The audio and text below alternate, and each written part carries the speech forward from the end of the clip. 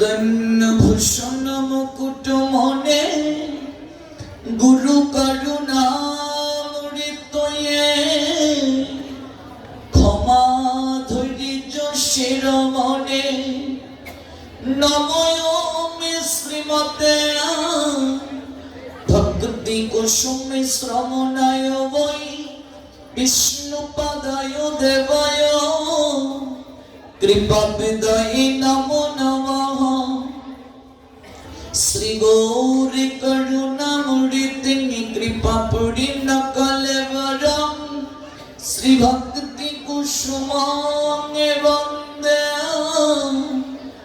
রাধা কুঞ্জ নিবাসিনা নমোমি বিষ্ণুপদায় কৃষ্ণ প্রেষ্টায় ভূতলে শ্রীমতে ভক্তি সিদ্ধান্ত সরস্বতী নমিনে আনন্দ লীলাময় বিগ্রহায় হেমাবদিব্য ছবি সুন্দরায় তস্मै মহাপ্রেম রস প্রদায় চৈতন্য চমিরায় নমো নমস্তে। বন্দে বৃন্দাবন গুরু কৃষ্ণ কমল লোচনম বল্লভী বল্লভাং দেব শ্রীরাধলিঙ্গিত বিগ্রহ নমো নলিন নেত্রায় বেণুবাদ্য বিনোদিনে রাধাধর সুদাপন শলিনী বনমলিনে রথং রাশেশ্বরী রম্মা গোবিন্দ মোহিনী পরম বৃষভানু সুতাং দেবী ত্বাং নমামি হরিপ্রিয়ে মহাপ্রসাদ জননী সর্ব সৌভাগ্য বর্ধিনী আদি ব্যাধি হরা নিত্য তুলসী ত্বং নমস্তুতে। শ্রীরূপে শ্রী সনাতন ভট্ট রঘুনাথ শ্রীজীব গোপাল ভট্ট দাস রঘুনাথ এই ছয় গোসাই করি চরণ বন্দ যাহা মতে বিঘ্ন নাশ অভীষিত পুরাণ এই ছয় গোসাই যার মই তার দাস তসবর পদরেণু মোর পঞ্চগ্রাস তাদের চরণ সেবী ভক্ত শোনেবাস জনমে জনমে মোর এই অভিলাষ এই ছয় গোসাই প্রভু মুড়ি কর দয়া চরণেশ্বর নিলাম দাও পদ ছায়া এই ছয় গোসাই যাবে ব্রজ কৈলাস রাধা কৃষ্ণের নিত্য লীলা করিলা প্রকাশ মনের আনন্দে বল হরি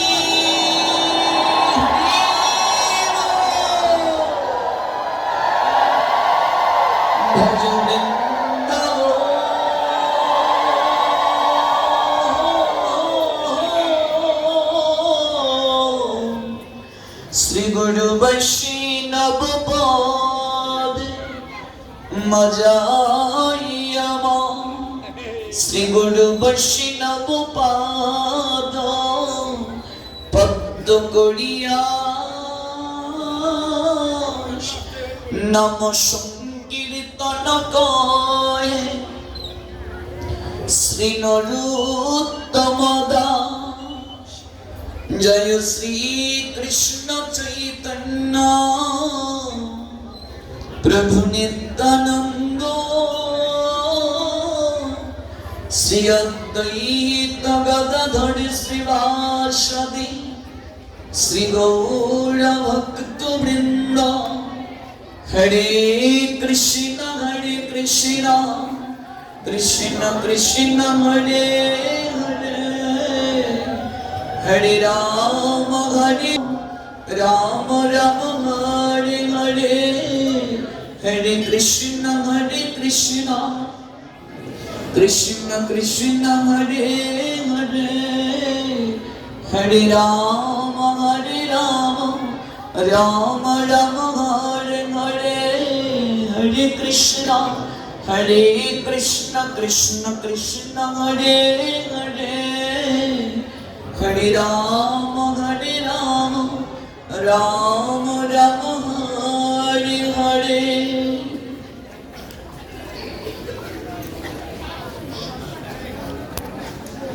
প্রেমময়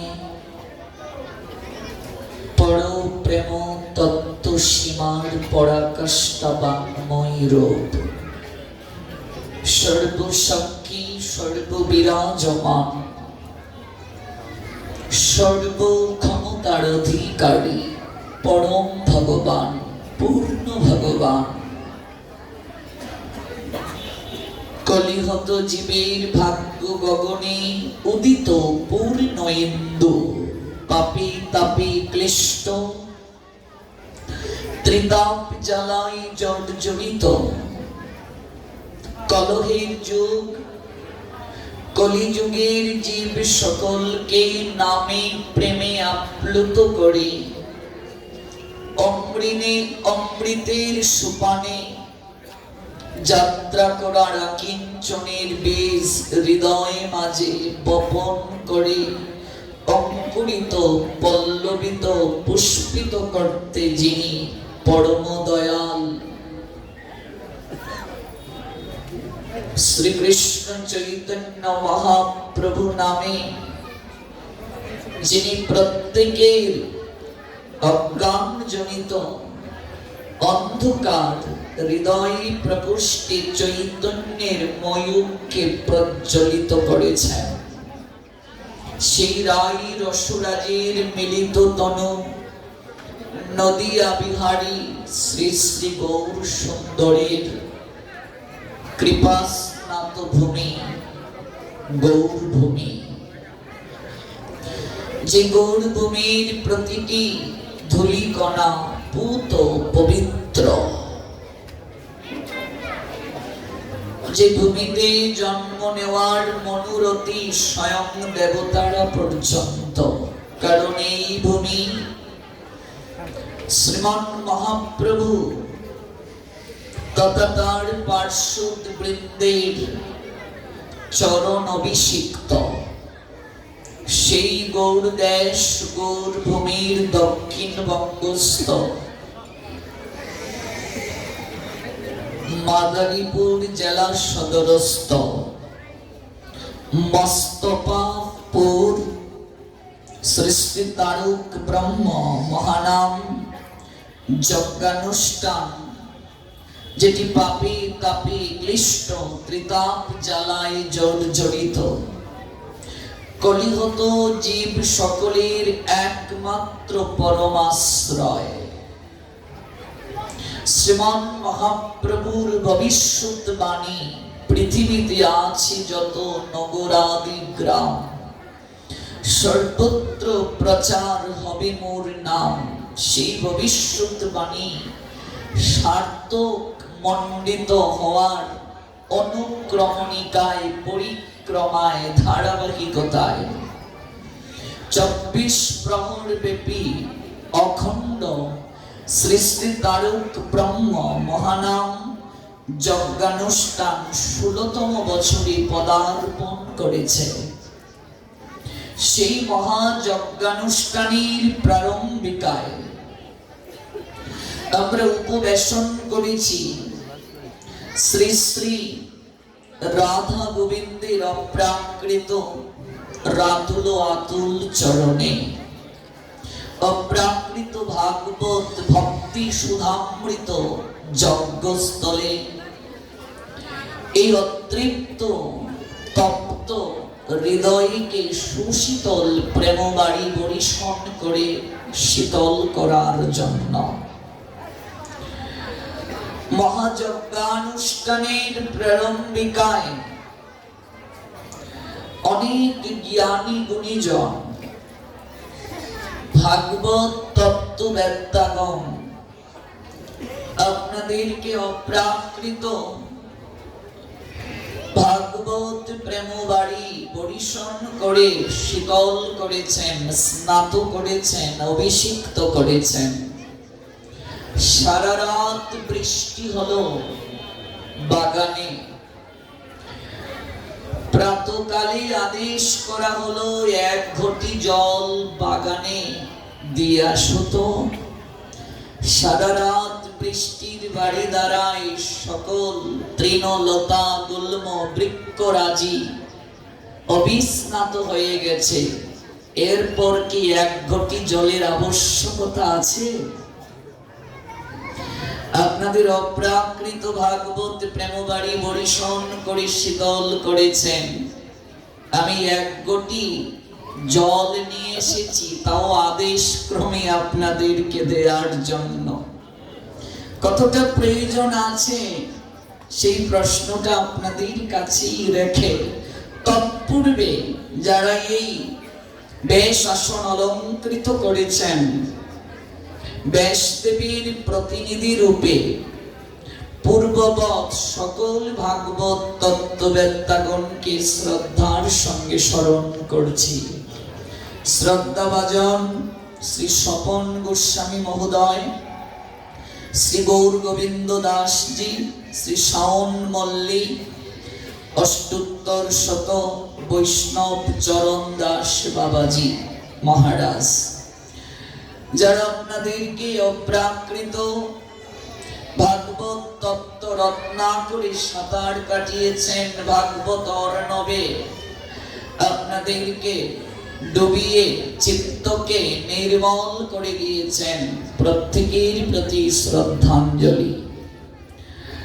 আজ যার অপ্রাকৃত সুললিত কণ্ঠে ভাগবত অর্ণবে অবিস্নাত হওয়ার জন্য হৃদয়ে মাঝে আপনাদের বাসনা পুষিত ছিল, শ্রদ্ধাস্পদেশু বিল্লমঙ্গল দাসজি, ওনার সম্পর্কে এই মূর্খ কীটাণু কীট গুটি কয়েক বাক্য দ্বারা গুণ মহিমা কীর্তন করা দৃষ্টতারই পরিচায়ক বটে। যদিও আমি বাংলা সাহিত্যের ছাত্র, বাংলা সাহিত্যে গ্রাজুয়েশন মাস্টার্স করেছি, কিন্তু ওনার সম্পর্কে বলতে গিয়ে বাংলা অভিধানে এমন কোন শব্দকে আমি চয়ন করতে পারছি না যে শব্দ পুষ্প দিয়ে অনুরাগের সুতুকে মাধ্যম করে মালা গেঁথে ওনার গলে পরিয়ে দেব, কিংবা কোন শব্দাঞ্জলি ওনার চরণে প্রেমাঞ্জলি হয়ে অর্পিত হবে, সেই দুঃসাহস আমার নেই। ওনারই এই বেশ আসনে অলঙ্কৃত হওয়ার কথা ছিল, কিন্তু ওনার অনুপস্থিতিতে যে গুরু দায়িত্ব আপনারা আমার উপর অর্পণ করেছেন, সেই গুরু দায়িত্ব পালন করার সামর্থ্য যোগ্যতা এই আসন অলঙ্কৃত করাও কোনোটাই আমার পক্ষে সম্ভব নয়। কেবল ভক্ত আদেশকে রক্ষা করার নিমিত্তে আপনাদের চরণধুলি প্রাপ্তির আকিঞ্চনে আপনাদেরই চরণতলে ছুটে এসেছি। কেবলমাত্র আপনাদের চরণকে দর্শন করার জন্য।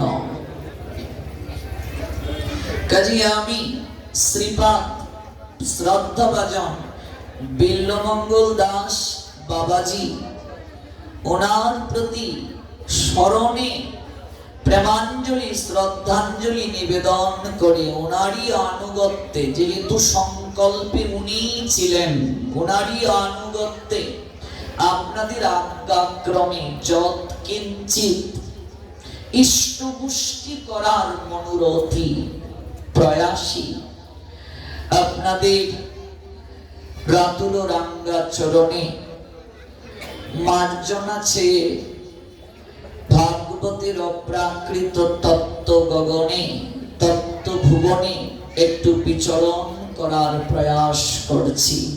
তৎপূর্বে সমবেত ভক্তবৃন্দ যারা বহু দূর দূরান্ত থেকে এই শ্রী শ্রী রাধা গোবিন্দ মন্দির প্রাঙ্গণকে কলকাকলিতে মুখরিত করেছেন, অংশগ্রহণের মাধ্যমে পরিবেশের শ্রীবর্ধন করেছেন, অনিন্দময় মাত্রায় ভূষিত করেছেন, এই মন্দির প্রাঙ্গণকে সুকান্তময়তায় ভরিয়ে দিয়েছেন। আপনাদের রাতুল রাঙ্গা চরণে বৈষ্ণব জ্ঞানে ভক্তিপূর্ণ প্রণাম নিবেদন করছি। কল্পতরুভ্যশ্চ কৃপা সিন্ধুভৈব চ পতিতানাং পাবনেভ্যো বৈষ্ণবেভ্যো নমো নমঃ। কৃতজ্ঞতা নিবেদন করছি আয়োজনকারী ভক্তবৃন্দের প্রতি, যারা এই যজ্ঞানুষ্ঠানটি আয়োজন করে আমাদের উপহার প্রদান করেছেন, যাদেরকে মাধ্যম করে শ্রীমন মহাপ্রভু এই বিশেষ কার্যকে সম্পাদন করছেন।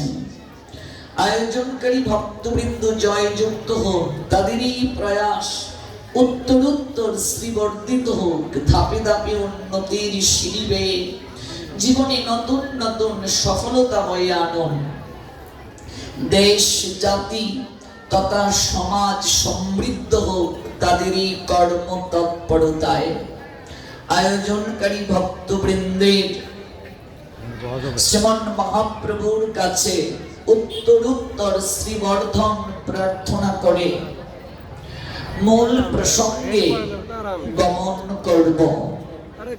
এই বিশ্ব প্রকৃতির চিরায়ত রীতি অনুসারে পৃথিবী জুড়ে চলছে পালা বদলের খেলা। তাই সে খেলার সোপান বেয়ে একদিকে যেমন বেঁচে উঠে আগমনী সুর, ঠিক তেমনি সময় অন্যদিকে বেঁচে ওঠে বিদায়ের করুণ সানাই। আগমনী সুরের নৃত্যের মূর্ছনায় অমোঘ ঘন আনন্দের বশবর্তী হয়ে আমাদের চঞ্চল মন ময়ূরের পাখার মতো পেখম তুলে নাচে। নতুনকে বরণ করে নেওয়ার নিমিত্তে আমরা কতই না আনন্দে বিভোর হই, আবার পুরাতনকে বিদায় দিতে গিয়ে বিষাদ রত্না করে সাঁতার কাটি আমরা। কখনো নতুনকে বরণ করে নেওয়ার আনন্দে বিভোর হওয়া, আবার কখনো বা পুরাতনকে বিদায় দিতে গিয়ে গুমরে গুমরে কাদা। কখনো প্রবেশ, আবার কখনো প্রস্থান, কখনো আসা কখনো যাওয়া, কখনো বোধন কখনো গমন। এই প্রবেশার প্রস্থানের আসা যাওয়ার নাট্যমঞ্চে অনাদিকাল থেকে জীব সকল পরিভ্রমণ করছে। এই পরিভ্রমণ ততদিন যাবৎ চলবে যতদিন না সর্বসাক্ষী সর্ববিরাজমান সর্বক্ষমতার অধিকারী সর্বদুঃখহারী জনার্দনের রাতুল রাঙ্গা চরণ প্রাপ্ত হতে না পারব। এরই নাম জীবন। জীবন স্বল্পায়ত কিন্তু বড্ড বৈচিত্র্যময়। গতিতে জীবন, স্থিতিতে মরণ। জীবনের গতি কি গোমা? এই জীবনের গতি কি? জীবনের যাত্রা কোথায়? সনাতন শাস্ত্রে দেখবেন কয়েকটি যাত্রা মহোৎসব রয়েছে। সর্বোত্তম যে মহোৎসব শ্রী শ্রী রাস যাত্রা মহোৎসব, শ্রী শ্রী ঝুলন যাত্রা মহোৎসব, শ্রী শ্রী দোল যাত্রা মহোৎসব, শ্রী শ্রী রথযাত্রা মহোৎসব। দেখবেন প্রত্যেকটি মহোৎসবের পূর্বে যাত্রা শব্দটি আছে। সর্বপ্রথমেই মহোৎসব নয়, যাত্রা মহোৎসব। এই যাত্রা শব্দটির অর্থ কি? যাত্রা শব্দের অর্থ হচ্ছে গতি। এই যাত্রা মহোৎসবগুলো এক বিশেষ মাত্রা আমাদের জীবনের সঙ্গে যোগসূত্র স্থাপন করে দেয়। আমাদের জীবনকে এক তত্ত্বের ভুবনে কিছুটা সময়ের জন্য বিচরণ করিয়ে দেয়। ভালো করে উপলব্ধি করতে হবে। কিছুটা সময়ের জন্য আমাদেরকে ভাবিয়ে দেয়, কিছুটা সময়ের জন্য আমাদের হৃদয়কে ব্যাকুল করিয়ে দেয়। হৃদয়ে মাঝে আকুলতার বীজ বপন করে পরিচর্যা বাড়ি দ্বারা অঙ্কুরিত করে দেয়, পল্লবিত করে দেয়, পুষ্পিত করে দেয়, ফুলে ফলে সুশোভিত করে দেয় জীবনকে। মনুষ্য জীবনের যাত্রা কোথায়? এই জীবন প্রাপ্তির পর যদি এই তত্ত্ব জানতে না পারলাম, এর থেকে দুর্ভাগ্য আর কিছু হতে পারে না। আপনি ট্রেনে উঠলেন, আপনাকে টিটি জিজ্ঞেস করেছে কোথায় নামবেন, আপনার যাত্রা পথ কোথায়। আপনি যদি বলেন জানি না কোথায় নামবো, তাহলে নিশ্চয়ই সেই টিটি উপলব্ধি করবে আপনি চৈতন্য যুক্ত মনুষ্য নয়, আপনার মাঝে যথাযথ চেতনা নেই। আপনি বাসে উঠলেন, আপনাকে সাহায্যকারী বলছে বাবু কোথায় নামবেন, আপনি বলছেন আমি জানি না।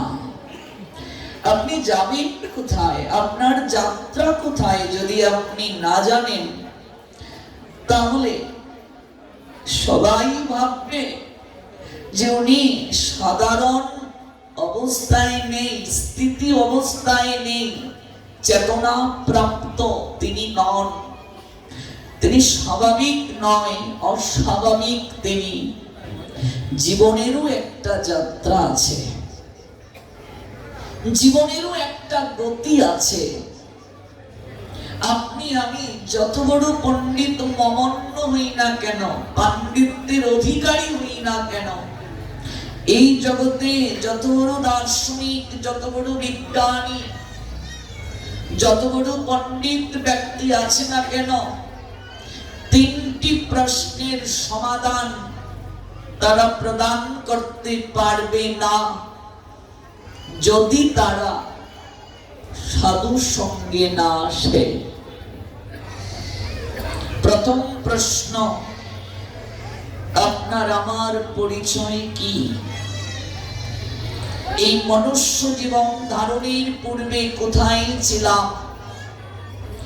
আমাদের যাত্রা পথ কোথায়, গতি কোথায়, আমরা যাব কোথায়? এই জীবন অন্তে আমাদের গতি কোথায়, কোথায় যাব, আমাদের যাত্রা পথটা কোথায়, গন্তব্য স্থল কোথায়? যত বড় দার্শনিক, যত বড় পণ্ডিত, যত বড় বিজ্ঞানী জগতে থাকুক না কেন, সাধু সঙ্গ ব্যতীত এই তিনটি প্রশ্নের সমাধান কেউ দিতে পারবে না। মনুষ্য জীবনের গতি যদি থেমে যায়, যে নদীর গতি থেমে যায়, স্রোতহীন যে নদী, অচল সে, অসার সে, যেদিন মনুষ্য জীবনের গতি থেমে যায় তখন আর তার দেহে জীবন নেই। তাকে জীবনহীন বলা হয়, প্রাণহীন বলা হয়। মূল্য নেই সেই জীবনে, মূল্য নেই সেই দেহের, যদি গতি থেকে সে সরে যায়, স্থবির হয়ে যায়, নিশ্চল হয়ে যায়। একটা জাতির ক্ষেত্রে তদ্রূপ, একটা জাতির সামগ্রিক পরিচয় পাওয়া যায় তার ধর্ম আর সংস্কৃতির উপর। পাখি যেমন তার পক্কপুটের উষ্ণ পরশে শাবক দিগকে লালন করে, মা যেমন আপন মমত্বে বাৎসল্য প্রেমের পাথারে ডুবে তার সন্তানটিকে প্রতিপালন করেন।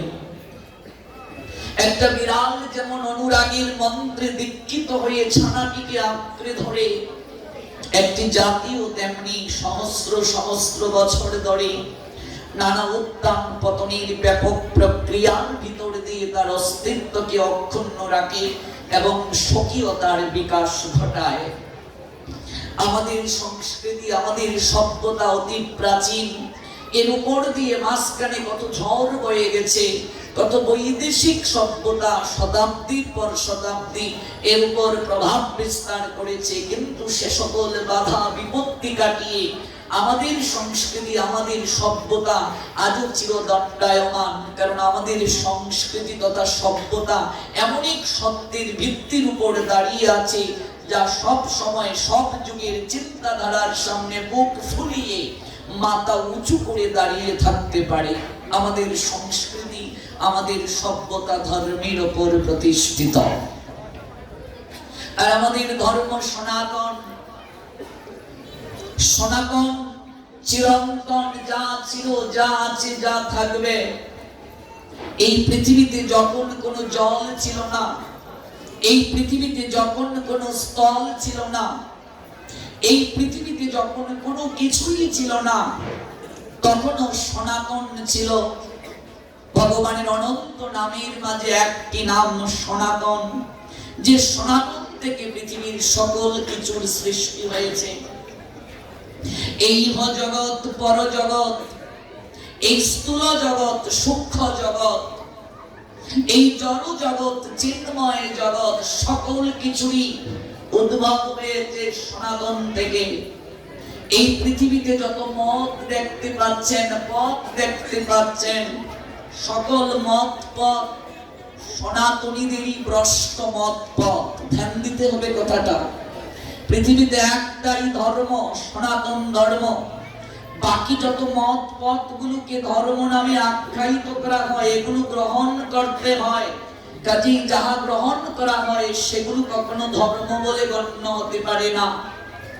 এই পৃথিবীতে প্রত্যেকটা মনুষ্য জীব সনাতন হয়ে জন্মগ্রহণ করে।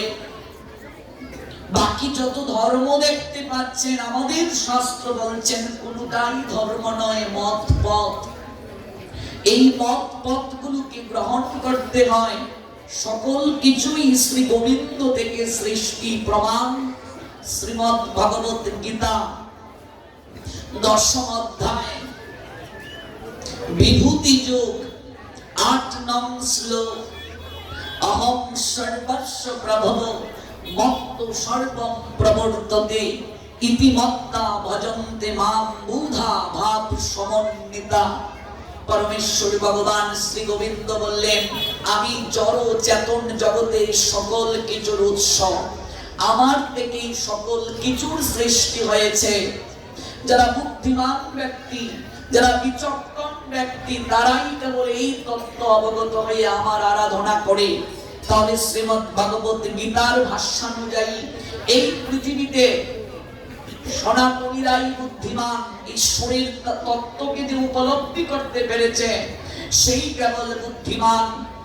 এই আসা যাওয়ার চক্রবুহ থেকে নিষ্কৃতি প্রাপ্তির জন্য যে চিন্ময় আনন্দ গণ ভগবানকে আরাধনা করা প্রয়োজন, এই তত্ত্বটি যে উপলব্ধি করতে পেরেছে সেই প্রকৃত জ্ঞানী, সেই প্রকৃত বুদ্ধিমান। বলছিলাম 3টি প্রশ্নের সমাধান এই জড়জগতের কোনো পণ্ডিত দিতে পারবে না। শাস্ত্রের ভাষায় যে এই অপ্রাকৃত নিগূঢ় তত্ত্ব জানতে পারে না, তাকে বুদ্ধিমান বলা হয় না। তাকে জ্ঞানী বলা যায় না। ভগবানকে জানার নাম জ্ঞান, বাকি সব জ্ঞান।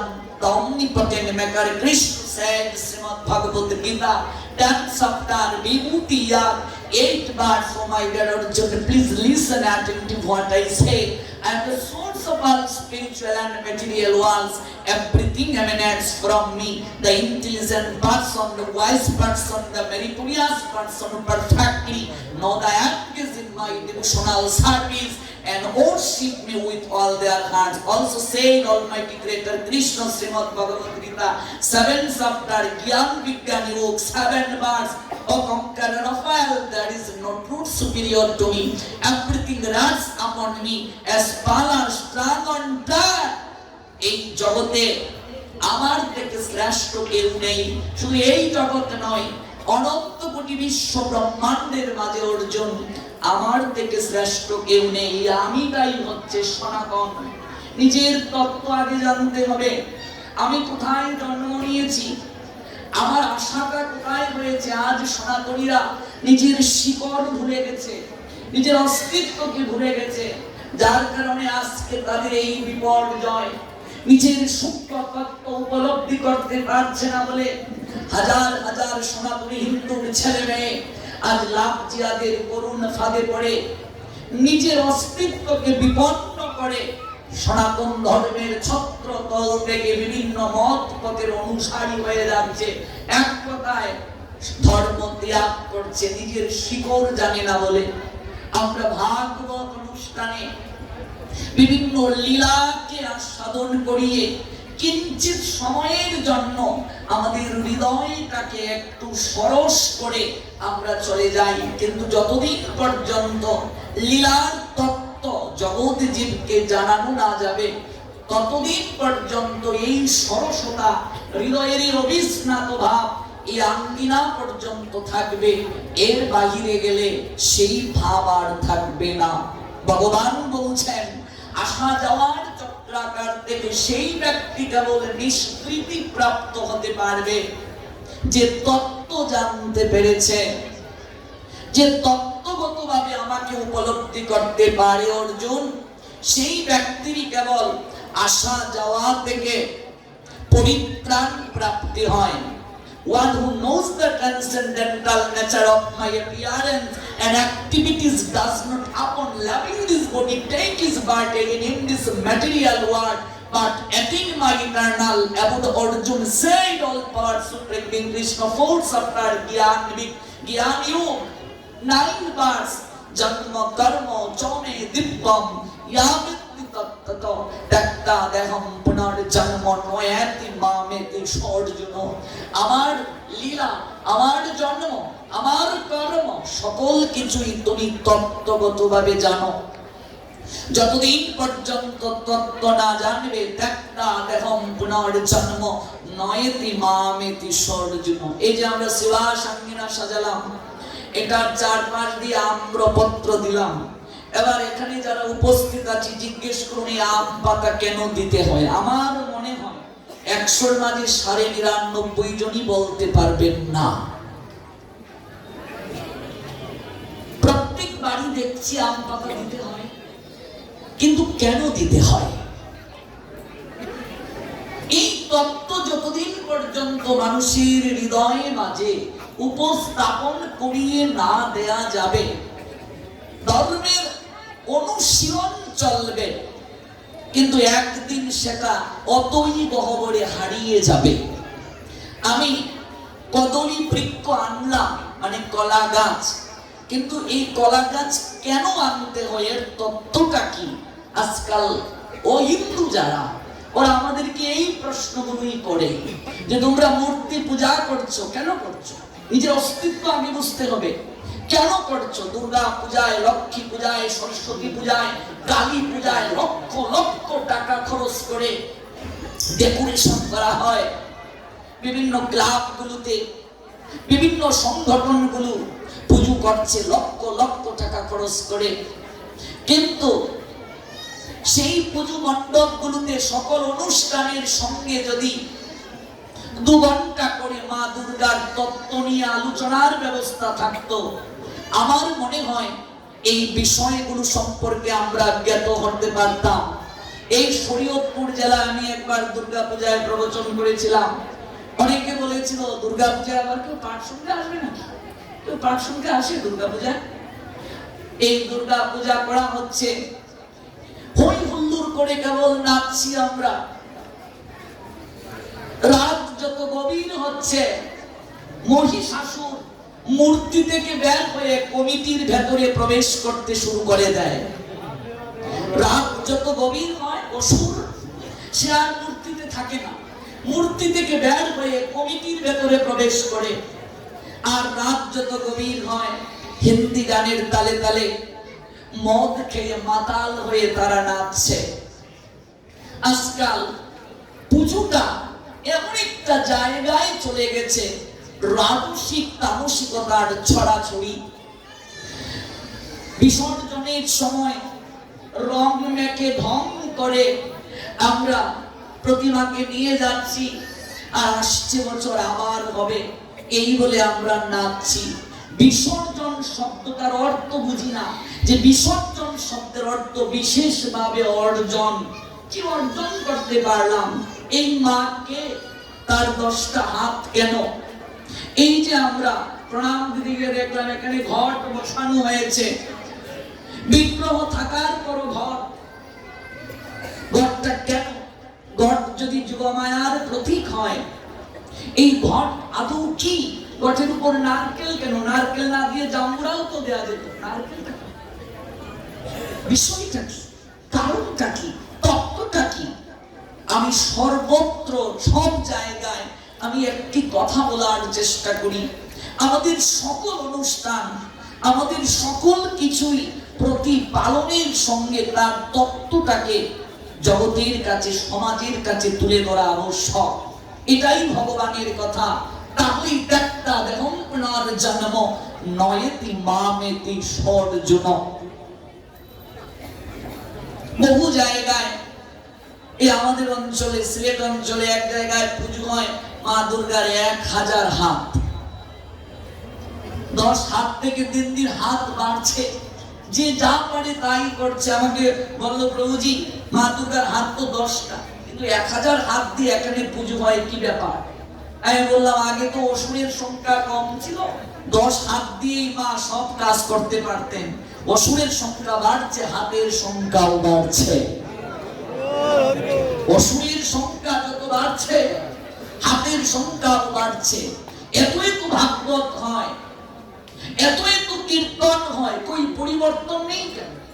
শুদ্ধ ভক্তি নেই কেন? এই মস্তকাপুর এত পাঠ, কত আপনাদের গুণ মহিমা শ্রবণ করে এলাম, যে একটু দেখে আসি। সত্যি তো ভাগবতের প্রতি আপনাদের যে আকর্ষণ, এটা প্রশংসনীয়। এই ব্যস্ততার যুগে, এই ব্যস্ততার জগতে ভাগবত শুনতে ভক্তের যে হাহাকার, হাজারি, এটা সত্যিই প্রশংসনীয়। কিন্তু এই প্রভাবটা যেন আঙ্গিনার ভেতরে পর্যন্ত আমি রাখলাম আর বের হয়ে গেলাম, তা নয়। আমি ভাগবত শ্রবণের পর, ধর্মীয় অনুষ্ঠানে যাওয়ার পর কতটা নিজের জীবনের তত্ত্বটাকে আচরণ করতে পারলাম, সেটি মুখ্য। যে ধর্ম অনুষ্ঠান মানুষের জীবনে অনুভূতির সঞ্চার করে না, তাকে কখনো ধর্ম অনুষ্ঠান বলে গণ্য করা হয় না। যে অনুষ্ঠান মানুষের হৃদয়ে অনুভূতির সঞ্চার করে এবং সে অনুভূতি মানুষকে আচরণে পর্যবসিত করে, তাকেই ধর্ম অনুষ্ঠান বলে। যে অনুষ্ঠান মানুষের হৃদয়ে অনুভূতির সঞ্চার করে, সে অনুভূতি যখন মানুষের হৃদয়ে আচরণে প্রকাশ পায়, আচরিত করতে বাধ্য করে, সেটি ধর্ম অনুষ্ঠান বলে গণ্য। বলছিলাম, সেই ধর্মের অনুসারী আমরা। সংযম, ত্যাগ, মানবতায়, মহানুভবতায় শ্রেষ্ঠ পরাকাষ্ঠা রূপ বেদান্তের সত্যের উপর প্রতিষ্ঠিত আমাদের চিন্তা, চেতনা, ধ্যান, ধারণা। সেই সনাতন ধর্মের অনুসারী আমরা। কিন্তু দিন দিন আচরণে আমরা ম্লেচ্ছ হয়ে যাচ্ছি, জবন হয়ে যাচ্ছি। ম্লেচ্ছকে, জবনকে, আচরণহীন যারা, সনাতনীদের মাঝে যারা আচরণহীন হয়ে পড়েছিল, খাদ্যে চলনে, বলনে, সংস্কারে যারা আচরণহীন তারাই ম্লেচ্ছ, তারাই জবন। আচরণহীন যারা তারাই ম্লেচ্ছ। সনাতন নিজেকে আমরা ধর্মের অনুসারী বলে দাবি করছি, কিন্তু আচরণটা যদি আমাদের ম্লেচ্ছের নিয়া হয়, যবনের নিয়ায় হয়, তাহলে উপলব্ধি করতে হবে কেবলমাত্র নাম ধারণ করেছি সনাতনী, কিন্তু কার্যে সেটি পর্যবসিত হয়নি। আর কার্যে যদি পর্যবসিত না হয়, তাহলে কখনো আমার হৃদয় মাঝে পরিবর্তন আসবে না। এত এত ভাগবত শ্রবণের পর কজন লোক আহার শুদ্ধ হতে পেরেছি? এত এত ভাগবত শ্রবণ করার পর কতজনের মাঝে এই সংসারের তৃষ্ণা, কামনার তৃষ্ণা নিবৃত্ত হয়েছে? এগুলোই হচ্ছে রাতে ঘুমিয়ে ভাবতে হবে। এত এত ভাগবত শ্রবণের পর কতটুকু আমার হৃদয় মাঝে অনুভূতির সঞ্চার হয়েছে, অপ্রাকৃত ভাবনায় ভাবিত হতে পেরেছি। এই চেতনা যদি না আসে, তাহলে আমাদের অবস্থাটা হচ্ছে ওই বিত্তশালী ব্যক্তির মতো। এক বিত্তশালী ব্যক্তি সুরাপান করে তার দেহের অবস্থাটাকে বেহাল করে ফেললো। এবার ডাক্তারের কাছে যাওয়ার পর ডাক্তার টেস্ট গুলো দিল, পরীক্ষণে প্রকাশ পেল যে আপনি আর দীর্ঘদিন থাকবেন না।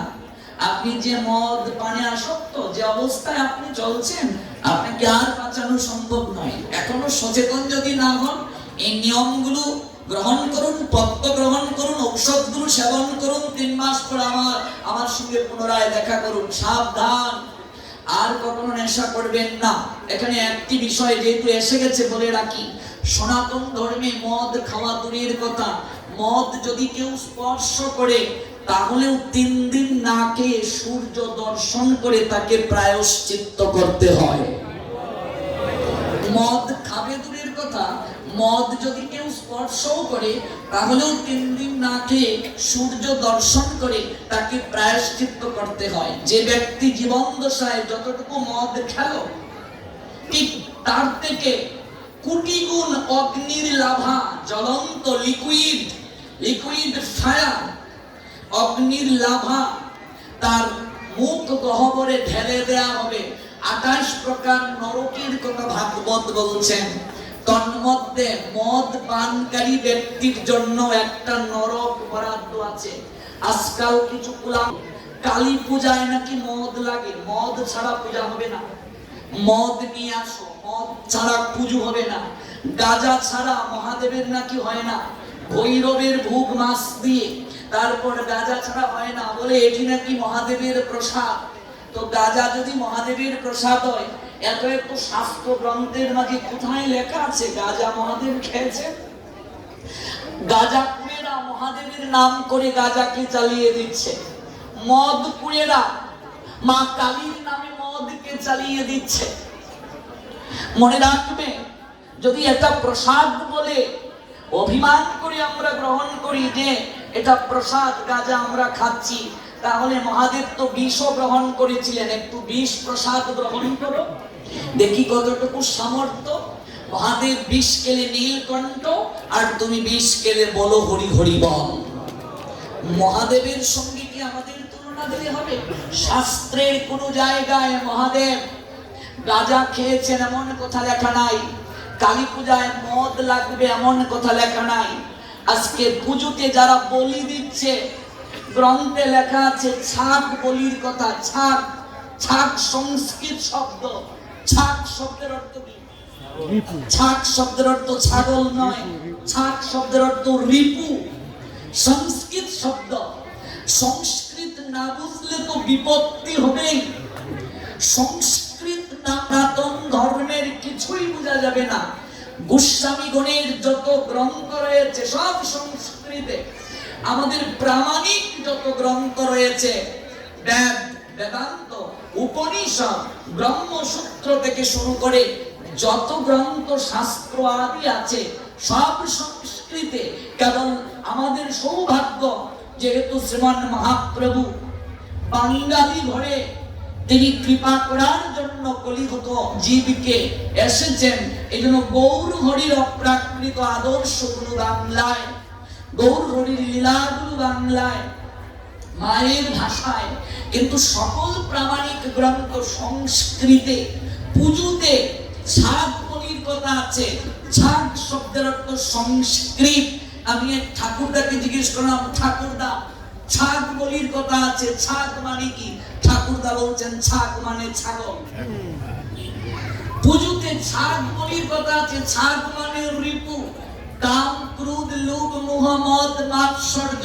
এবার আমার কামও রয়ে গেল, ক্রোধ রয়ে গেল, লোভ রয়ে গেল, মদ মাৎসর্য সব রয়ে গেল, আর নিরীহ পাঠার ছাগলের প্রাণ গেল। ভাবা যায়, অনুভব করা যায়? মা কালীর যত আরাধক, তার মধ্যে রাম প্রসাদের মতো এত পরম ভক্ত এই মাদারীপুর জেলায় কেউ আছে গো মা কালীর ভক্ত রাম প্রসাদের মতো? যে রাম প্রসাদের বেড়া বেঁধে দেওয়ার জন্য মা কালী স্বয়ং তার মেয়ের রূপ ধারণ করে এলেন। যে রাম প্রসাদের মুখে গান শোনার জন্য মা কালী দক্ষিণ দিকে মুখ করে ফেললেন, যার কারণে নাম হলো দক্ষিণেশ্বরী কালী। দক্ষিণ অভিমুখী হয়ে গেলেন। সেই রাম প্রসাদ পর্যন্ত বলির বিরুদ্ধে কথা বলে গেলেন, আর আমরা বলির পক্ষে সাফাই গাই। যে রাম প্রসাদ যাচ্ছেন, তৎকালীন সময়ে কালিকা পুরাণেও আছে, তামসিক ব্যক্তিরা নিজের স্বার্থ চরিতার্থ করার জন্য নরবলি দিত। এটা কালিকা পুরাণে আছে। শ্রীমান মহাপ্রভুর যুগের মানুষ আমরা, প্রেমের যুগের মানুষ আমরা। গ্রন্থরাজিতে তামসিক মানুষদের জন্য বছরে একবার বলির কথা থাকলেও মহাপ্রভু সেটিকে নিষেধ করে গিয়েছেন। সেই শ্রীমান মহাপ্রভুর আদর্শটাই কলিহত জীবের একমাত্র গ্রহণীয়। ভাগবতের আদর্শটাই একমাত্র গ্রহণীয়। ভাগবতের অহৈতুকী প্রেমের প্রচারটাই গৌর হরি করলেন। দুই ভাগবত শোনে করান সাক্ষাৎকার মহাপ্রভু। এক ভাগবত ভক্ত ভাগবত, আরেক ভাগবত গ্রন্থ ভাগবত। ভক্ত ভাগবতকে গ্রন্থ ভাগবত থেকেও শ্রীমান মহাপ্রভু ঊর্ধ্বে স্থান দিয়েছেন, কারণ ভক্ত ভাগবত যদি না থাকতো গ্রন্থ ভাগবতকে কেউ জানতে পারত না। আমারই ভজিবার যার আছে অভিলাষ, সে ভজিত আমার মঙ্গল প্রিয় দাস। মোর ভক্ত নাহি ভজে, আমার ভজে মাত্র, সেই দাম্ভিক কবু নহে মোর প্রসাদেরই পাত্র। এটাই হচ্ছে মহাপ্রভুর কথা। রামপ্রসাদ যাচ্ছেন, তৎকালীন সময়ে দস্যুরা তামসিক ভাবে মায়ের আরাধনা করে স্বার্থ চরিতার্থ করার জন্য তান্ত্রিক প্রক্রিয়ায় নরবলি দেওয়ার জন্য রামপ্রসাদকে ধরে ফেললো। বলছে বা কি চমৎকার, এই যুবক চল আমাদের সঙ্গে মায়ের ভোগে তোকে লাগাবো। রামপ্রসাদ মৃদু হেসে বলছেন, এর থেকে আর পরম আনন্দ কি আর কিছু হতে পারে? মায়ের সেবায় লাগবো, মায়ের চরণে অর্পিত হব, আমাকে ধরতে হবে না, আমি যাচ্ছি তোমাদের সঙ্গে। স্নান করিয়ে এনে সাষ্টাঙ্গে প্রণতি দেয়া হলো। যা প্রণাম দে। প্রণাম কয় প্রকার? প্রণাম কয় প্রকার বাবা? প্রণাম হচ্ছে দুই প্রকার। এক হচ্ছে পঞ্চাঙ্গ, আর এক হচ্ছে সাষ্টাঙ্গ। সাষ্টাঙ্গ শব্দের অর্থ কি? সহ যোগ অষ্টাঙ্গ। সংস্কৃত শব্দটিকে সন্ধি বিচ্ছেদ করলে সহ যোগ অষ্টাঙ্গ, আটটি অঙ্গের সমাহার। যে নিবেদন, যে উৎসর্গ সম্পূর্ণ রূপে মনুষ্য জীব করে, আটটি অঙ্গের সমাহারে যে নিবেদন করা হয়, যে উৎসর্গ ভাব আসে, তাই হলো সাষ্টাঙ্গ। সহ যোগ অষ্টাঙ্গ অর্থাৎ সাষ্টাঙ্গ। হস্তদ্বয়, পদদ্বয়, জানুদ্বয়, বক্ষস্থল, মস্তক, চক্ষু, মন, বাক্য, এই আটটির সমাহার দ্বারা যে প্রণতি, যে আত্মনিবেদন, তাই হলো সাষ্টাঙ্গ প্রণাম। এই সাষ্টাঙ্গ প্রণামকেই বলা হয় দণ্ডবৎ। দণ্ড মানে কাঠি, পদ মানে পতিত হওয়া। একটা লাঠিকে বা কাঠিকে যদি ফেলে রাখা হয়, যেভাবে ভূমিতে পতিত থাকে এই শরীরটাকে সেইভাবে পতিত করা, কাকির নিয়ায় শুয়ে পড়া। হাতটা কিভাবে থাকবে প্রণামের সময়? এইভাবে। ভালো করে দেখুন, ভাগবতে একটা শ্লোক আছে, গ্রন্থের বাহিরে যাওয়া যাবে না। কোন গোসাই কি বললেন সেটি শাস্ত্র নয়, ভাগবত কি বলছেন, গ্রন্থগুলো কি বলছেন। এইভাবে দেখুন কি বলা হয়েছে ভাগবতের শ্লোক, শিরমত পাদয় কৃত্তা বাহুবেঞ্চ পরস্পরম প্রপন্নং পাহিমামি সভিতং মৃত্যু গ্রহার নব। সর্বপ্রথম ভগবানের মন্দিরে গিয়ে গুরু বৈষ্ণবকে দর্শন করতে গিয়ে প্রণাম দেওয়ার পূর্বে কিছু কর্তব্য আছে, গিয়েই প্রণাম নয়। সর্বপ্রথম দর্শন, কোথায় দর্শন? চরণে। সব জায়গায় দেহের মায়া আছে, মায়া নেই কেবল চরণে। দেখুন একদিনের পাঠে আমি কি বলবো, এই প্রণাম নিয়ে ব্যাখ্যা করি তো 3 ঘন্টা শেষ হবে না, কেমন? আমাকে দৌড়াতে হবে। হ্যাঁ, তো সর্বপ্রথম দৃষ্টি চরণে। চরণে মায়া নেই, সব জায়গায় মায়া আছে। এই জন্যই কীর্তনে উপজ পদে কিংবা মহাজনের সকল পদাবলিতে একটাই উপসংহার, আমায় চরণ ছাড়া করিও না। চরণে মায়া নেই, সব জায়গায় মায়া রয়েছে। সর্বপ্রথম দৃষ্টিটাই চরণে। এবার গোবিন্দের মন্দিরে গিয়ে সর্বপ্রথম দৃষ্টি চরণে। চরণে দৃষ্টি নিক্ষেপ করার পর চরণ থেকে ধীরে ধীরে ধীরে ধীরে সেই দৃষ্টি মস্তক পর্যন্ত আনতে হবে। এসি প্রণাম নয়, মারামারি নয়, কে কার আগে চরণ ধরবে। এটা আপনাদের দক্ষিণ অঞ্চলে সবচেয়ে বেশি। এই বরিশালের ভোলায় গত বছর আমি 57 দিন পাঠ করলাম, একটা জেলায়, ভোলা জেলায় 57 দিন পাঠ। বিশেষ করে বরিশাল অঞ্চলটায় গুরু গোসাইদের চরণ ধরা নিয়ে মারামারি। আপনাদের অঞ্চলটাতেও কে কার আগে চরণ ধরবে। মানুষ মনে করে চরণ ধরলেই কৃপা, সবগুলো বেআক্কেলের দল। চরণ ধরাটাই শাস্ত্র নিষিদ্ধ করেছে, চরণ ধরাটাই মহাপাপ। শাস্ত্র কি বলছে আগে জানুন। চরণ স্পর্শ করে যদি কেউ প্রণাম দেয় সে মহাপাপ করছে। প্রণামের ডেফিনেশন আছে, প্রণামের প্রক্রিয়া আছে। চরণ ধরার কি কি যোগ্যতা, কার চরণ ধরব, চরণ স্পর্শের পর আমার করণীয় কি, চরণ স্পর্শ করার আগে করণীয় কি, সেগুলো বিষয়। আমরা কোথাও গেলে ধাক্কা খেয়ে পড়ে যাচ্ছি। আমি এক জায়গায় পাঠে গেলাম, এক মাতাজি চরণ ধরে চুল দিয়ে ঘষা শুরু করছে। আরেক জায়গায় চরণ ধরতে গিয়ে ধাক্কা মেরে আমায় ফেলে দিয়েছে। চরণ ছাড়া করিও না। গান গাইছে, আবার এখান থেকে গিয়ে বিড়ি টানছে। একটু আগে কানলে চরণ ছাড়া করিও না, একটু পরে গিয়ে বিড়ি টানছিস কেন? তার মানে এটা ইমোশনাল ব্ল্যাকমেল। একটা এই যে ভেতর থেকে গান গাইছে, এটা পরিবর্তন নয়, সবটা নাটক। চরণ ছাড়া করিও না গো। যদি এই ভাব হৃদয় থেকে আসে তাহলে বিড়ি টানবো কেন, মুরগির ঠ্যাং খাবো কেন গান গাওয়ার পর গিয়ে? চরণ ছাড়া করিও না। এই 32 প্রহর, 40 প্রহর, 24 প্রহর এত এত কীর্তন হচ্ছে, ওই পরিবর্তনটা কোথায়?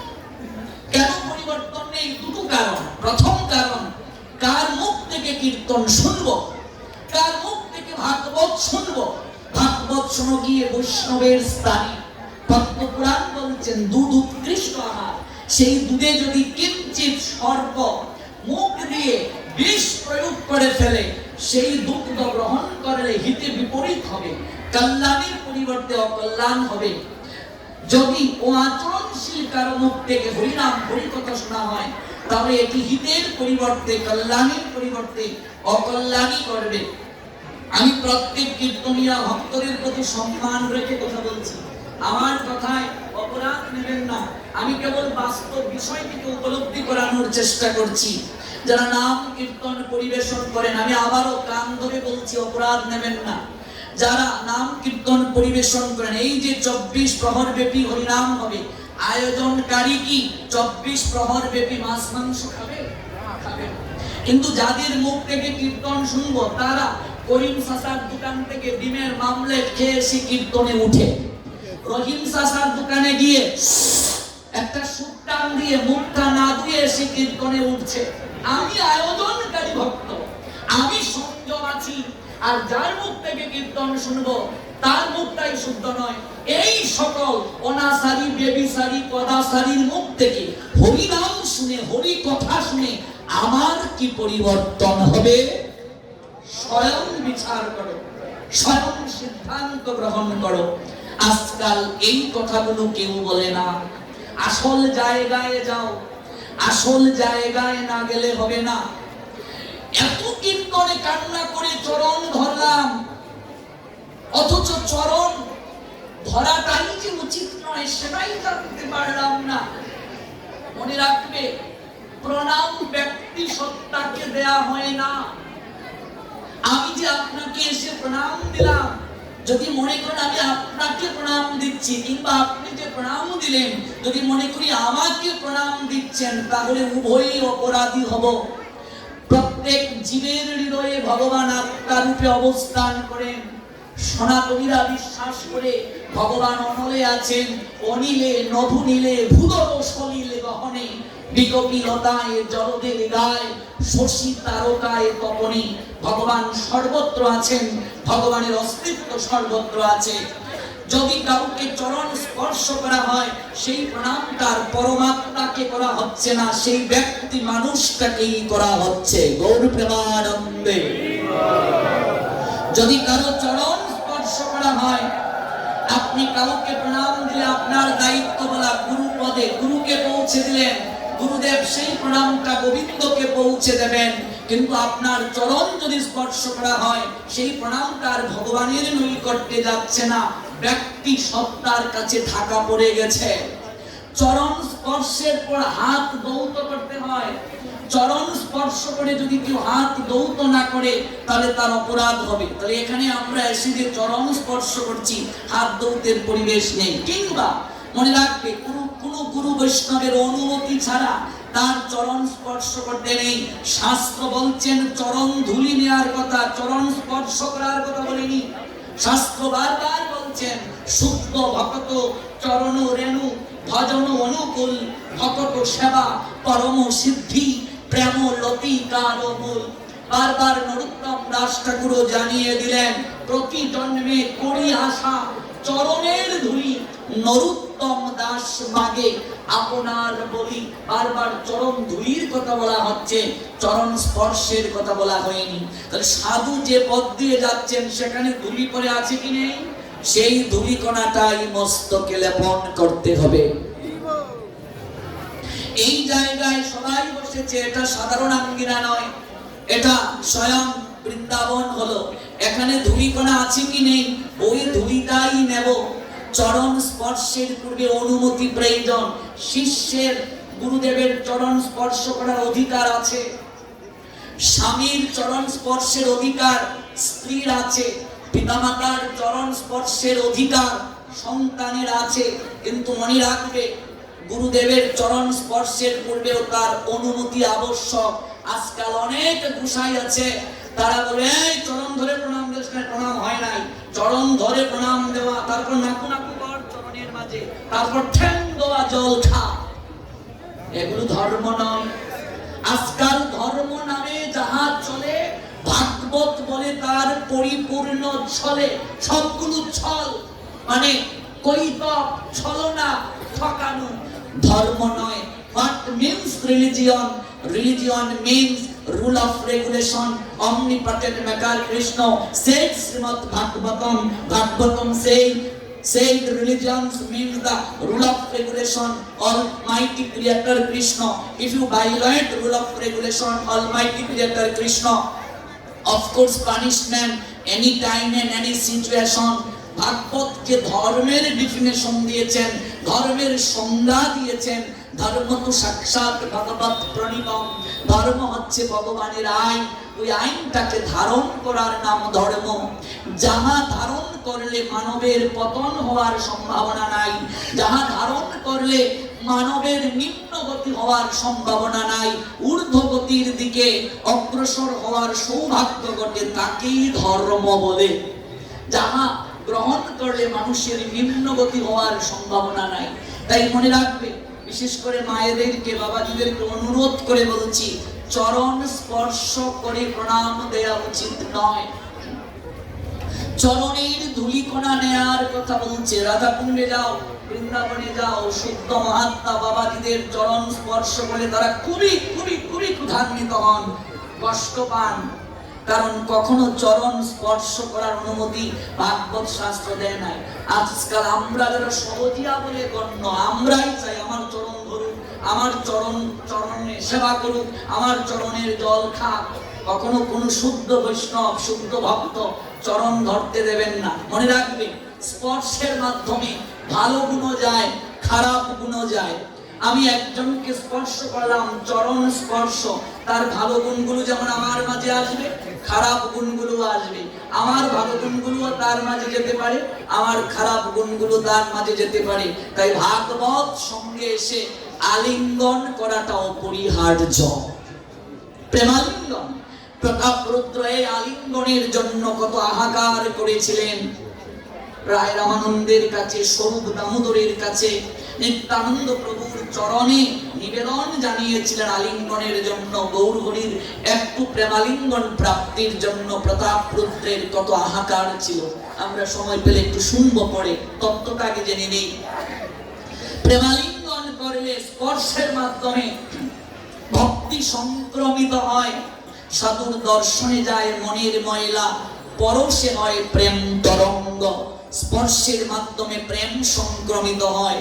ছোঁয়াচে রোগীকে স্পর্শ করলে যেমন রোগ সংক্রমিত হয়, সাধুর অঙ্গ পরশেও মনে রাখবে প্রেম সংক্রমিত হয়, ভক্তি সংক্রমিত হয়।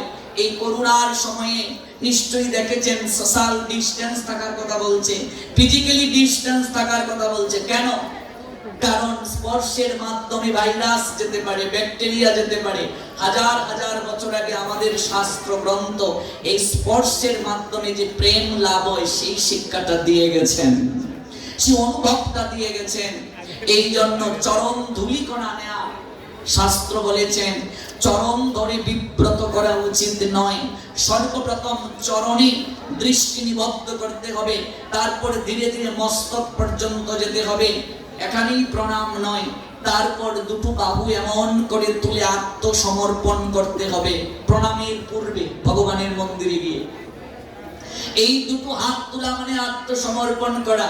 আমরা হরিধ্বনি প্রেমধ্বনি দেওয়ার সময় এখানেও দেখলাম কেউ হাত তুললেন, কেউ এতটুকু, কেউ এতটুকু। কেউ ভাবছেন শ্যামানন্দের মা হাত তুলেছে, আমি ভবানন্দের মা যদি হাতটা না তুলি, সমাজ বলেও তো একটা কিছু আছে, লজ্জা করে। তাই শ্যামানন্দের মার দেখা দেখি ভবানন্দ মাও একটু তুললেন। আবার পরমানন্দের মা বলছেন চাদরের নিচে হাতটা রাখলাম, ভালোই তো লাগছে, হাতটা তোলার দরকারটা। আর আবার রাধানন্দের বাবা চেয়ারে বসে আছেন, তিনি ভাবলেন আমি চেয়ারে বসেছি, হাত তুলবো কেন? বিষয়টা তা নয়, অনুভবটা তা নয়, তত্ত্বটা কি? হরিধ্বনি প্রেমধ্বনি দেওয়ার সময় হাত তোলার অর্থটা কি, কতটুকু হাত তুলতে হয়? দেখবেন গৌর হরি, নিত্যানন্দ প্রভু আর গদাধর পঞ্চতত্ত্বের মাঝে দেখবেন হাত তুলে আছেন। হাত তুলতে হয় এমন করে। পূর্ণ সমর্পণ না হলে প্রভু কখনো কৃপা করেন না। দ্রৌপদী এক হাত তুলে ভগবানকে ডেকেছিলেন, ভগবান গোবিন্দ তাকে কৃপা করেন নাই। দ্রৌপদী এক হাতে কাপড়কে সামলাচ্ছেন, আরেক হাতে ভগবানকে ডাকছেন, ভগবান তাকে কৃপা করেন নাই। দ্রৌপদীর বিশ্বাস ছিল তার বলবান পঞ্চস্বামী তাকে রক্ষা করবে। পঞ্চস্বামী নিজ নিজ ধর্মের শিকলে যখন বাধা পড়ল, দ্রৌপদীর বিশ্বাস ছিল মহামহিম বিশ্ব মহাবিজয়ী ভুবন বিখ্যাত যোদ্ধা তাকে রক্ষা করবেন, হলো না। অস্ত্রগুরু দ্রোণাচার্য, পিতার বন্ধু, পিতৃতুল্য, তিনিও রক্ষা করতে পারলেন না। কৃপাচার্য কুলগুরু, তিনি ধর্মের শাশ্বত বাণীর দ্বারা দ্রৌপদীকে রক্ষা করবেন। মহামন্ত্রী মহাজ্ঞানী বিদুর তাকে রক্ষা করবেন। কেউ তাকে রক্ষা যখন করতে পারলো না, দ্রৌপদীর তবু অহংকার ছিল, আমি নিজেই নিজেকে রক্ষা করতে পারবো, আমি যজ্ঞ থেকে আবির্ভূতা। সেই দ্রৌপদী নিজেকে রক্ষা করার জন্য এক হাতে বস্ত্রকে সংকুলান করছে, আরেক হাতে ডাকছে। ভগবান তাকে কৃপা করেন নাই। যখন দ্রৌপদী দেখলেন তার পক্ষে আর বস্ত্র সংকুলান করা সম্ভব নয়, তখন দুহাত তুলে তিনি গোবিন্দের নিকটে প্রার্থনা করেছিলেন, প্রভু তুমি আমার সম্ভ্রম রক্ষা করতে পারো, তুমি যদি আমায় রক্ষা করো তাহলেই আমার সম্ভ্রম রক্ষা পাবে, আর তুমি যদি আমাকে কলঙ্কিত করতে চাও তোমার ইচ্ছে পূর্ণ হোক, ভাবগ্রাহী জনার্দন। দুহাত তুলে যখন গোবিন্দ চরণে শরণ নিলেন, গোবিন্দ অনন্ত আকারে বস্ত্রের মাঝে নিজেকে আবির্ভূত করে দ্রৌপদীর লজ্জা নিবৃত্ত করলেন, দেখিয়ে দিলেন গোবিন্দ এই দুটো হাত তোলার অর্থ সমর্পণ। এটা তো আমরা দাপড়ে দেখলাম। সেই গোবিন্দ যখন গৌরাঙ্গ হলেন, ভক্ত ভগবানের কাছে হাত তোলার পূর্বে ভগবান দুটো হাত তুলে অনন্তকাল ধরে আমাদের জন্য অপেক্ষা করছেন, আর বলছেন, ওরে আমি দুটো হাত তুলে তোদেরকে ডাকছি, আমার অনন্তকাল ধরে প্রেমের ঠাকুর গোরা এই দুটো হাত তুলে আমাদের জন্য অপেক্ষা করছেন। এবং ভাই দুটো আত্মসমর্পণের পূর্বে গোবিন্দ বস্ত্র প্রদান করেন নাই। এই যে তত্ত্ব, হাত তোলা মানে আত্মসমর্পণ করা, এই দুটো হাত পেয়ে যে ভগবানের কাছে একটু সমর্পিত হলো না। আমি ছোটবেলা বাবাকে প্রশ্ন করেছিলাম, মুক্তিযুদ্ধের আত্মসমর্পণের একটা ছবি বইয়ে দেখে বললাম, বাবা তখন অনেক ছোট ছিলাম, বুঝি নাই, যে তোমার মুখে শুনলাম, বই পড়ে জানলাম পাকিস্তানি সৈন্যরা আমাদের এত অত্যাচার করলো, ঘরবাড়ি জ্বালিয়ে পুড়িয়ে ছারখার করে দিল, রক্তের গঙ্গা বইয়ে দিল, আমরা 93,000 সৈন্যকে মারলাম না কেন, তাদেরকে গুলি করে কেন মারলাম না? বাবা বললেন, দেখো ওই ছবিটার মাঝে বন্দুক হাতে নিয়ে এমন করে আছে। বললাম, এটা কি? বাবা বলছেন, এটাকে আত্মসমর্পণ বলে। কেউ যদি যুদ্ধ ক্ষেত্রে হাত তুলে নেয়, স্যালেন্ডার করে নেয়, তাকে আর মারা যায় না, এটা মারতে নেই, যুদ্ধের নীতি বিরুদ্ধ। আমরা মানব বলে মাতৃজঠরে গোবিন্দকে কথা দিয়েছি, আমরা মনুর সন্তান, তাই মানব বলে গোবিন্দকে প্রতিশ্রুতি দিয়েছি। মানছি কি মা? প্রতিশ্রুতি কতটা মানতে পারছি? কিছুই পারছি না। অন্তত দিন শেষে সন্ধ্যাবেলা গোবিন্দের বিগ্রহের সম্মুখে দুটো হাত তুলে স্যালেন্ডার করে, সজল নেত্রে অস্ত্র বিসর্জন করে একটু স্যালেন্ডার করে বলা উচিত, গোবিন্দ যা তোমার কাছে মানব বলে প্রতিশ্রুতি দিয়ে এলাম, তা তো কিছুই মানতে পারলাম না, আমার সকল কিছু তোমার চরণে আত্মসমর্পণ করছি, একবার তুমি কৃপা করে ক্ষমা করে দাও, একবার তুমি তোমার করে আমায় দাও। মনে রাখবে, মহা অপরাধীও যদি স্যালেন্ডার করে নেয় তার শাস্তির পরিমাণ কমে যায়, যায় কি যায় না? অপরাধীও যদি গিয়ে স্যালেন্ডার করে, সৎ আচরণ করে, তার শাস্তির পরিমাণ কমে কি কমে না? কমে যায়। আমরা এই হাত তুলবো, স্যালেন্ডার করব। যদি দুটো হাত সচল থাকার পরও কেউ গোবিন্দের নিকটে হাত তুলতে অলসতা করে, গোবিন্দ বলবেন, এই জগতে কত লোক আছে কর্মফলের কারণে তাদের হাত আমি দেইনি, চরণ আমি দেইনি, দুটো নেত্র দেইনি আমার সুন্দর সৃষ্টিকে অবলোকন করার জন্য, তোকে যে দুটো হাত দিলাম, দুটো চরণ দিলাম, কতটা সৎ ব্যবহার করলে। দুটো হাত তুলে আমার কাছে একটু আত্মসমর্পণ করতে তোর অলসতা, তোর কৃপণতা, যা আবার যখন জন্ম পাবে হাত বিহীনই তোকে জন্ম দিয়ে পাঠাবো। কিংবা এই জীবনে প্যারালাইজড হয়ে থাক, ঘরে বসে থাক, হাতটা যেন আর তুলতে না পারিস। আজ শরীর সচল আছে, একটু হাতে তালি দিয়ে কীর্তন করতে আমরা অলসতা করি, একটু হাত তুলে আত্মসমর্পণ করতে কৃপণতা করি, অলসতা করি। এমন একদিন সময় আসবে মা, মন চাইলেও হাত দুটি আর তুলতে পারবো না। এমন একদিন সময় আসবে মন চাইলেও এই দুটো চরণ আর চলবে না। চরণের সৎ ব্যবহার করে গোবিন্দের মন্দিরে যেতে পারবো না। তাই ভগবানকে প্রণাম দেওয়ার পূর্বে সর্বপ্রথম হচ্ছে দর্শন চরণে, চরণ থেকে ধীরে ধীরে মস্তকে, তারপর দুটো হাত তুলে আত্মসমর্পণ, আকুতি নিবেদন। আকুতি নিবেদনটা কি?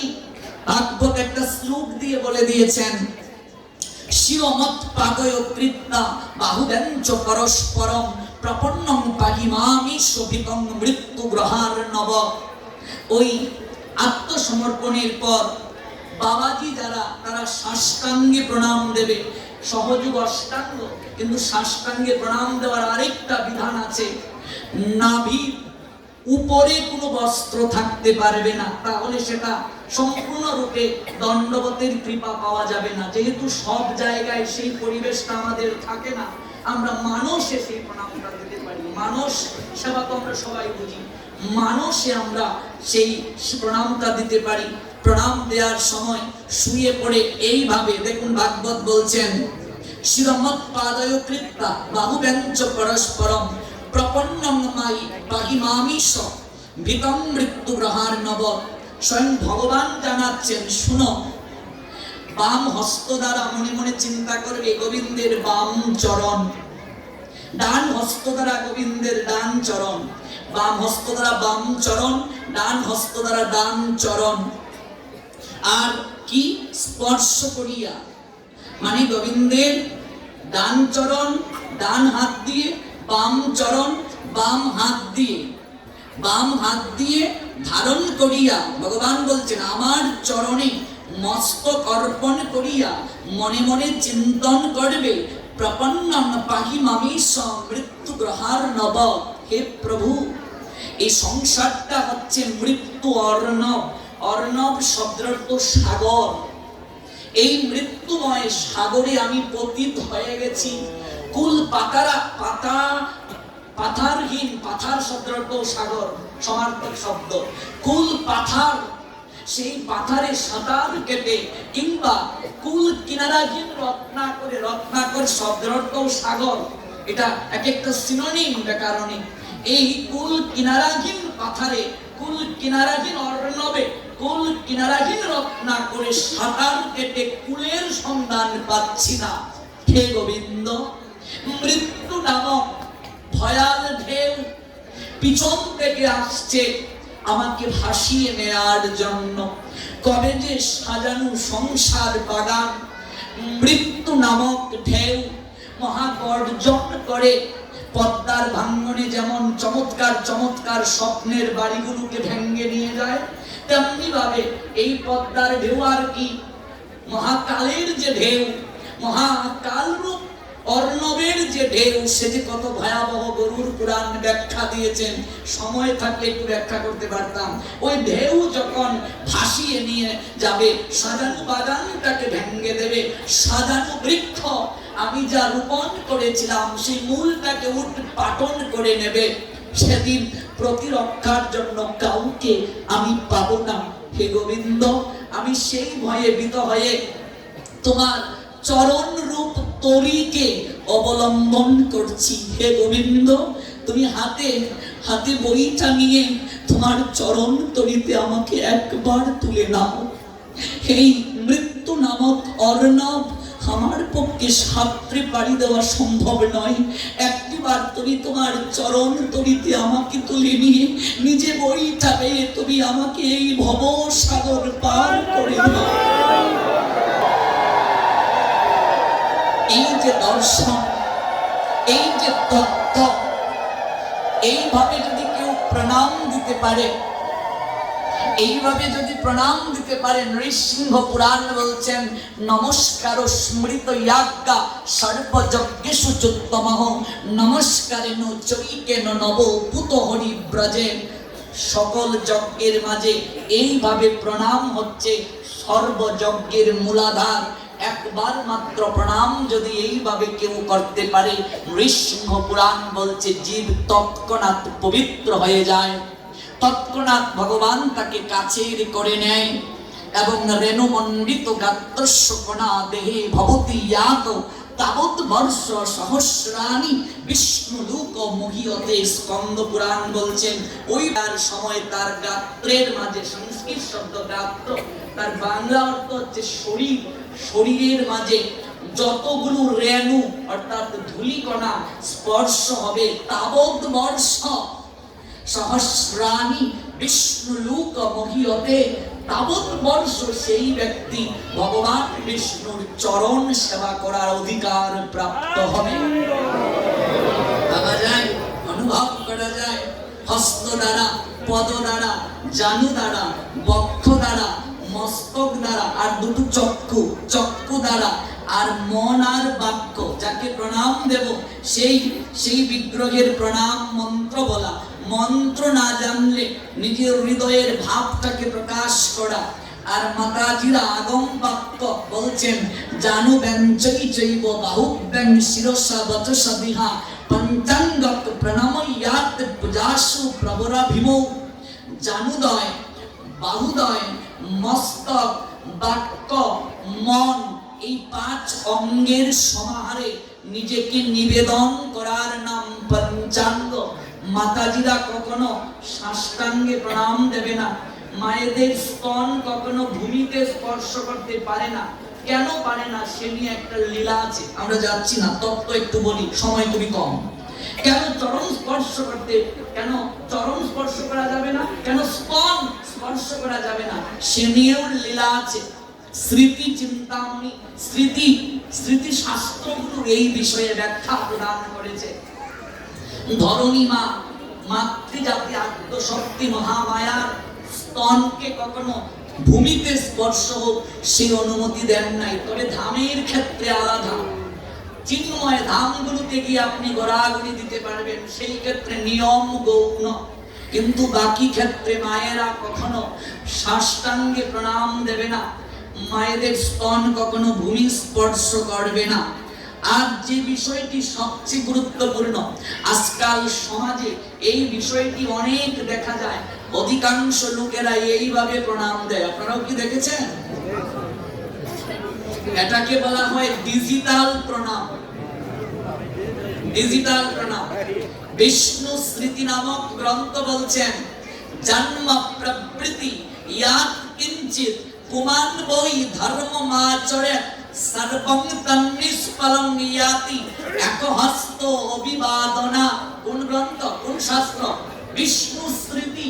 সেখানে ভগবান বিষ্ণু বলছেন শুনো, তোমাদের দুটো হাত দিয়েছি আমি, দুটো চরণ দিয়েছি আমি। এক ব্যক্তি জুতো কিনতে পারে না, তার মনে খুব দুঃখ, এমন জনম দিলে গোবিন্দ জুতো কেনার সামর্থ্য দিলে না। প্রণাম দিয়ে ভগবানকে অভিযোগ করছে, অভিমান করে। প্রণাম দিয়ে যখন গর্ভ মন্দিরের আঙ্গিনা থেকে নাট মন্দিরের আঙ্গিনায় পা রাখলো, দেখে একটা লোক হুইল চেয়ারে বসা, কোটিপতি সে, কিন্তু তার দুটো চরণ নাই। লোকটা তার দিকে তাকিয়ে আবার পুনরায় গিয়ে গোবিন্দের সম্মুখে প্রণাম দিয়ে বলছে, গোবিন্দ একটু আগে যে তোমার কাছে অভিমান করে অভিযোগ করেছি, গোবিন্দ তুমি আমায় ক্ষমা করো, তুমি আমায় অনেক ভালো রেখেছো। রবীন্দ্রনাথ ঠাকুর এই দৃশ্য দেখে কবিতা লিখলেন, একদা ছিল না জুতা চরণ যুগলে, নহিল হৃদয় মন সেই খোয়া নলে, ধীরে ধীরে চুপি চুপি দুঃখাকুল মনে, গেলাম ভজনালয়ে ভজন কারণে, দেখি সেটা একজনের পদনাহি তার, অমনি জুতার খেদ গুছিল আমার। ঋষি কবি বলেন, আপনারা অবাক হবেন, রবীন্দ্রনাথ সাধারণ কোনো কবি নয়। আমরা যারা সাহিত্য নিয়ে গবেষণা করেছি, রবীন্দ্রনাথ সাধারণ কোনো কবি নয়, তিনি ঋষি কবি। তার প্রত্যেকটা কবিতা, তার প্রত্যেকটা লেখনী আধ্যাত্মিক জগতের এক মার্গকে প্রদর্শন করিয়ে দেয়। কি যে অপূর্ব তার চিন্তা শক্তি, কাজী নজরুলের চিন্তা শক্তি কি যে অপূর্ব, কল্পনাও করা যাবে না। বলছে প্রভু, আমার কোনোদিন সামর্থ্য হতে পারে, তুমি সামর্থ্য দিতে পারো, সেদিন আমি জুতো কিনে পড়তে পারবো, কিন্তু এই ব্যক্তি তার কোটি টাকা থাকলেও সে কোনোদিন জুতো কিনতে পারবে না। তুমি আমায় অনেক ভালো রেখেছো। আমরা একতলা বিল্ডিং এ থেকে কষ্ট পাই, আর ভগবানকে বলি কত কষ্টে রেখেছো। একটিবার রেলওয়ে স্টেশনে গিয়ে দেখুন কত লোক শুয়ে আছে। একটু উত্তরাঞ্চলে যান, কত লোকের এই শীতের জন্য বস্ত্র নাই, একটা লেপ নাই, কম্বল নাই। ভগবান কি তাদের থেকে আমাদের ভালো রাখেননি? আমাদের দুটো চোখ আছে, এখানে যারা আছি চোখের দৃষ্টি আছে, দুটো চরণ আছে, চরণ দ্বারা আমরা সৎ ব্যবহার করে হাঁটতে পারি, এই দুটো হস্ত দ্বারা আমরা কার্য করতে পারি, এই কর্ণ দ্বারা আমরা কি করতে পারি? শ্রবণ করতে পারি, নাসিকা দিয়ে আমরা শ্বাস প্রশ্বাস নিতে পারছি, সবাই সচল। এই জগতে কত লোক আছে যাদের চোখ নাই, কর্মানুযায়ী কান নাই, চরণ নাই। ভগবান তাদের থেকে আমাদের ভালো রেখেছেন কি রাখেননি? তাহলে কি ভগবানের প্রতি কৃতজ্ঞতা নিবেদন উচিত নয়? প্রভু ভালো রেখেছো, কি দাওনি প্রভু? পাখির কণ্ঠে গান দিয়েছ, সেই কুজন আমি শ্রবণ করতে পারি। কত চমৎকার সমুদ্রের নীল ঢেউ দিয়েছ, দুটো নয়ন জুড়িয়ে যায়। বনরাজির দিকে যখন দৃষ্টি নিক্ষেপ হয় প্রভু, তখন অনুভব হয় সৃষ্টি এত সুন্দর, না জানি তুমি কত সুন্দর। তোমার সৃষ্টি দেখে অভিভূত হই, তোমার সৃষ্টির অনিন্দময়তায় হৃদয়কে ভরিয়ে দেয়, হৃদয়কে আকুল করিয়ে দেয়। গোবিন্দ, এত কিছু দিয়েছো, কি দাওনি তুমি? সকল কিছুই দিয়েছো, সকল কিছু দৃষ্টিতে অবলোকিত হয়ে একটিবার যেন তোমার প্রতি কৃতজ্ঞতা জ্ঞাপন করতে পারি। ভাবুন, একবার অনুভব করুন। এই করুণার ক্রান্তি লগ্নে একটা বাস্তব ঘটনা, দেখা ঘটনা বলি। এক বিত্তশালী ব্যক্তি, তার হাতে বিলের কাগজ ধরিয়ে দেওয়া হলো 3.5 লক্ষ টাকা। তাকে কৃত্রিম অক্সিজেন দিয়ে রাখা হয়েছিল। লোকটা বিলের কাগজটা হাতে নিয়ে কান্না করছে। নার্স বলছে, বাবু আপনার তো টাকার অভাব নেই, আপনি কান্না করছেন কেন? মাত্র 3.5 লক্ষ টাকা বিল এসেছে, আপনি তো বেঁচে আছেন। লোকটা নার্সের দিকে তাকিয়ে বলছে, মারে 3.5 লক্ষ টাকা বিলের জন্য আমি কাঁদছি না, আমি কান্না করছি মা। মাত্র কয়েক ঘন্টা আমাকে কৃত্রিম বাতাস দেওয়ার কারণে 3.5 লক্ষ টাকা আমাকে বিল পরিশোধ করতে হচ্ছে, কিন্তু যে ভগবানের আদেশে সারা জীবন পবন দেবতা আমায় বাতাস দিচ্ছেন, তার যে একটা টাকাও বিল পরিশোধ করি নাই রে ভাই। শেষের দিনে তিনি যদি আমায় বলেন আমার বিল পরিশোধ কর, আমি গোবিন্দের কাছে কি জবাব দেব রে? এই লাইট জ্বলছে, প্রতি মাসে বিল দিতে হয়। সূর্য ভগবানের আদেশে আমাদের আলো দিচ্ছে, কই তাকে তো একটা প্রণামও দেই না। ভগবানের এত সৃষ্টির সুষমা উপভোগ করছি, একটিবারও তো কৃতজ্ঞতা বোধ হয় না। যে দুটো হাত ভগবান দিলেন আমাকে, কর্মানুযায়ী আরেকজন হাত পায় নাই, অথচ সেই হাত দিয়ে ভগবানকে প্রণাম দেব। ভগবানের কাছের জন যারা, সতত যারা ভগবানের গুণকীর্তনে থাকে, সেই গুরু গোসাই বৈষ্ণবকে প্রণাম দেব। আমি এক হাতে প্রণাম দেই। আমার মতো দুর্ভাগা জগতে কেউ আছে? আমার মতো অপদার্থ জগতে কেউ আছে? আমার মতো অকৃতজ্ঞ জগতে কেউ আছে? ওরে, যার চরণে মাথা ঠেকালে দুঃখের নিবৃত্ত হয়, তার চরণে মাথা ঠেকাতে পারিস না, তাহলে দুঃখ কি করে দূর হবে রে? ভগবান বললেন, জন্ম প্রবৃত্তি কিঞ্চৎ পুমান বৈ ধর্মমাচরে সর্বং তন্নিষ্ফলং ইয়াতি। এক হস্ত অভিবাদনা। শোনো জীব সকল, যদি কেউ কাজের অজুহাত দিয়ে, এটা স্বয়ং ভগবান বিষ্ণুর কথা, যদি কেউ কাজের অজুহাত দিয়ে কিংবা অলসতার বশবর্তী হয়ে এক হস্তকে লুকিয়ে কিংবা এক হস্ত ব্যতি রেখে এক হস্ত দ্বারা প্রণাম দেয়, সর্বং তন্নিষ্ফলং ইয়াতি, এক হস্ত অভিবাদনা, ভগবান শ্রী বিষ্ণু বলছেন তার আজন্ম সঞ্চিত সকল পুণ্য আমি তৎক্ষণাৎ অকৃতজ্ঞ হওয়ার কারণে বিনষ্ট করে দেই। তার আজন্মার্জিত সঞ্চিত যত পুণ্য আছে সকল পুণ্য বিনষ্ট করে দেয়। এক হাতে প্রণাম সনাতনীদের সংস্কৃতি নয়, এটা ম্লেচ্ছদের সংস্কৃতি। তোমার দুই হাত দিয়েছেন ভগবান, নমস্কার প্রণাম। রাস্তায় আপনাকে ভুলুণ্ঠিত হওয়ার কথা বলা হয়নি, সেখানে পরিবেশ নেই, আপনি হাতটা জোর করবেন, প্রণাম অর্থাৎ পরমাত্মার প্রতি আত্মনিবেদন। এই সংস্কৃতি সনাতন ব্যতীত আর কোথাও পাবে না। সনাতনীরা এই সংস্কৃতিকে বিশ্বাস করে, এই তত্ত্বকে হৃদয়ে লালন করে বলে সনাতন ধর্মে বড়ও ছোটকে প্রণাম দিতে পারে, ছোটও বড়কে প্রণাম দিতে পারে। আমরা কোনো দেহ সত্তাকে প্রণাম দেই না, আমরা প্রণাম দেই দেহটা যিনি পরিচালনা করছেন সেই হৃদয়েশ ভগবান গোবিন্দকে। আমরা কোনো দেহ সত্তাকে প্রণাম দেই না, আমরা ভগবানকে প্রণাম দেই। হৃদয়েশ যিনি হৃদয়ের অধীশ্বর, তাকে আমরা প্রণাম দেই। বিষ্ণু স্মৃতি আরেকটা চমৎকার শ্লোক বলছেন, একহস্ত প্রণামাশ্চ একা চৈব প্রদক্ষিণা অকালে দর্শনং বিষ্ণু হন্তি পুণ্যং পুরাকৃতম।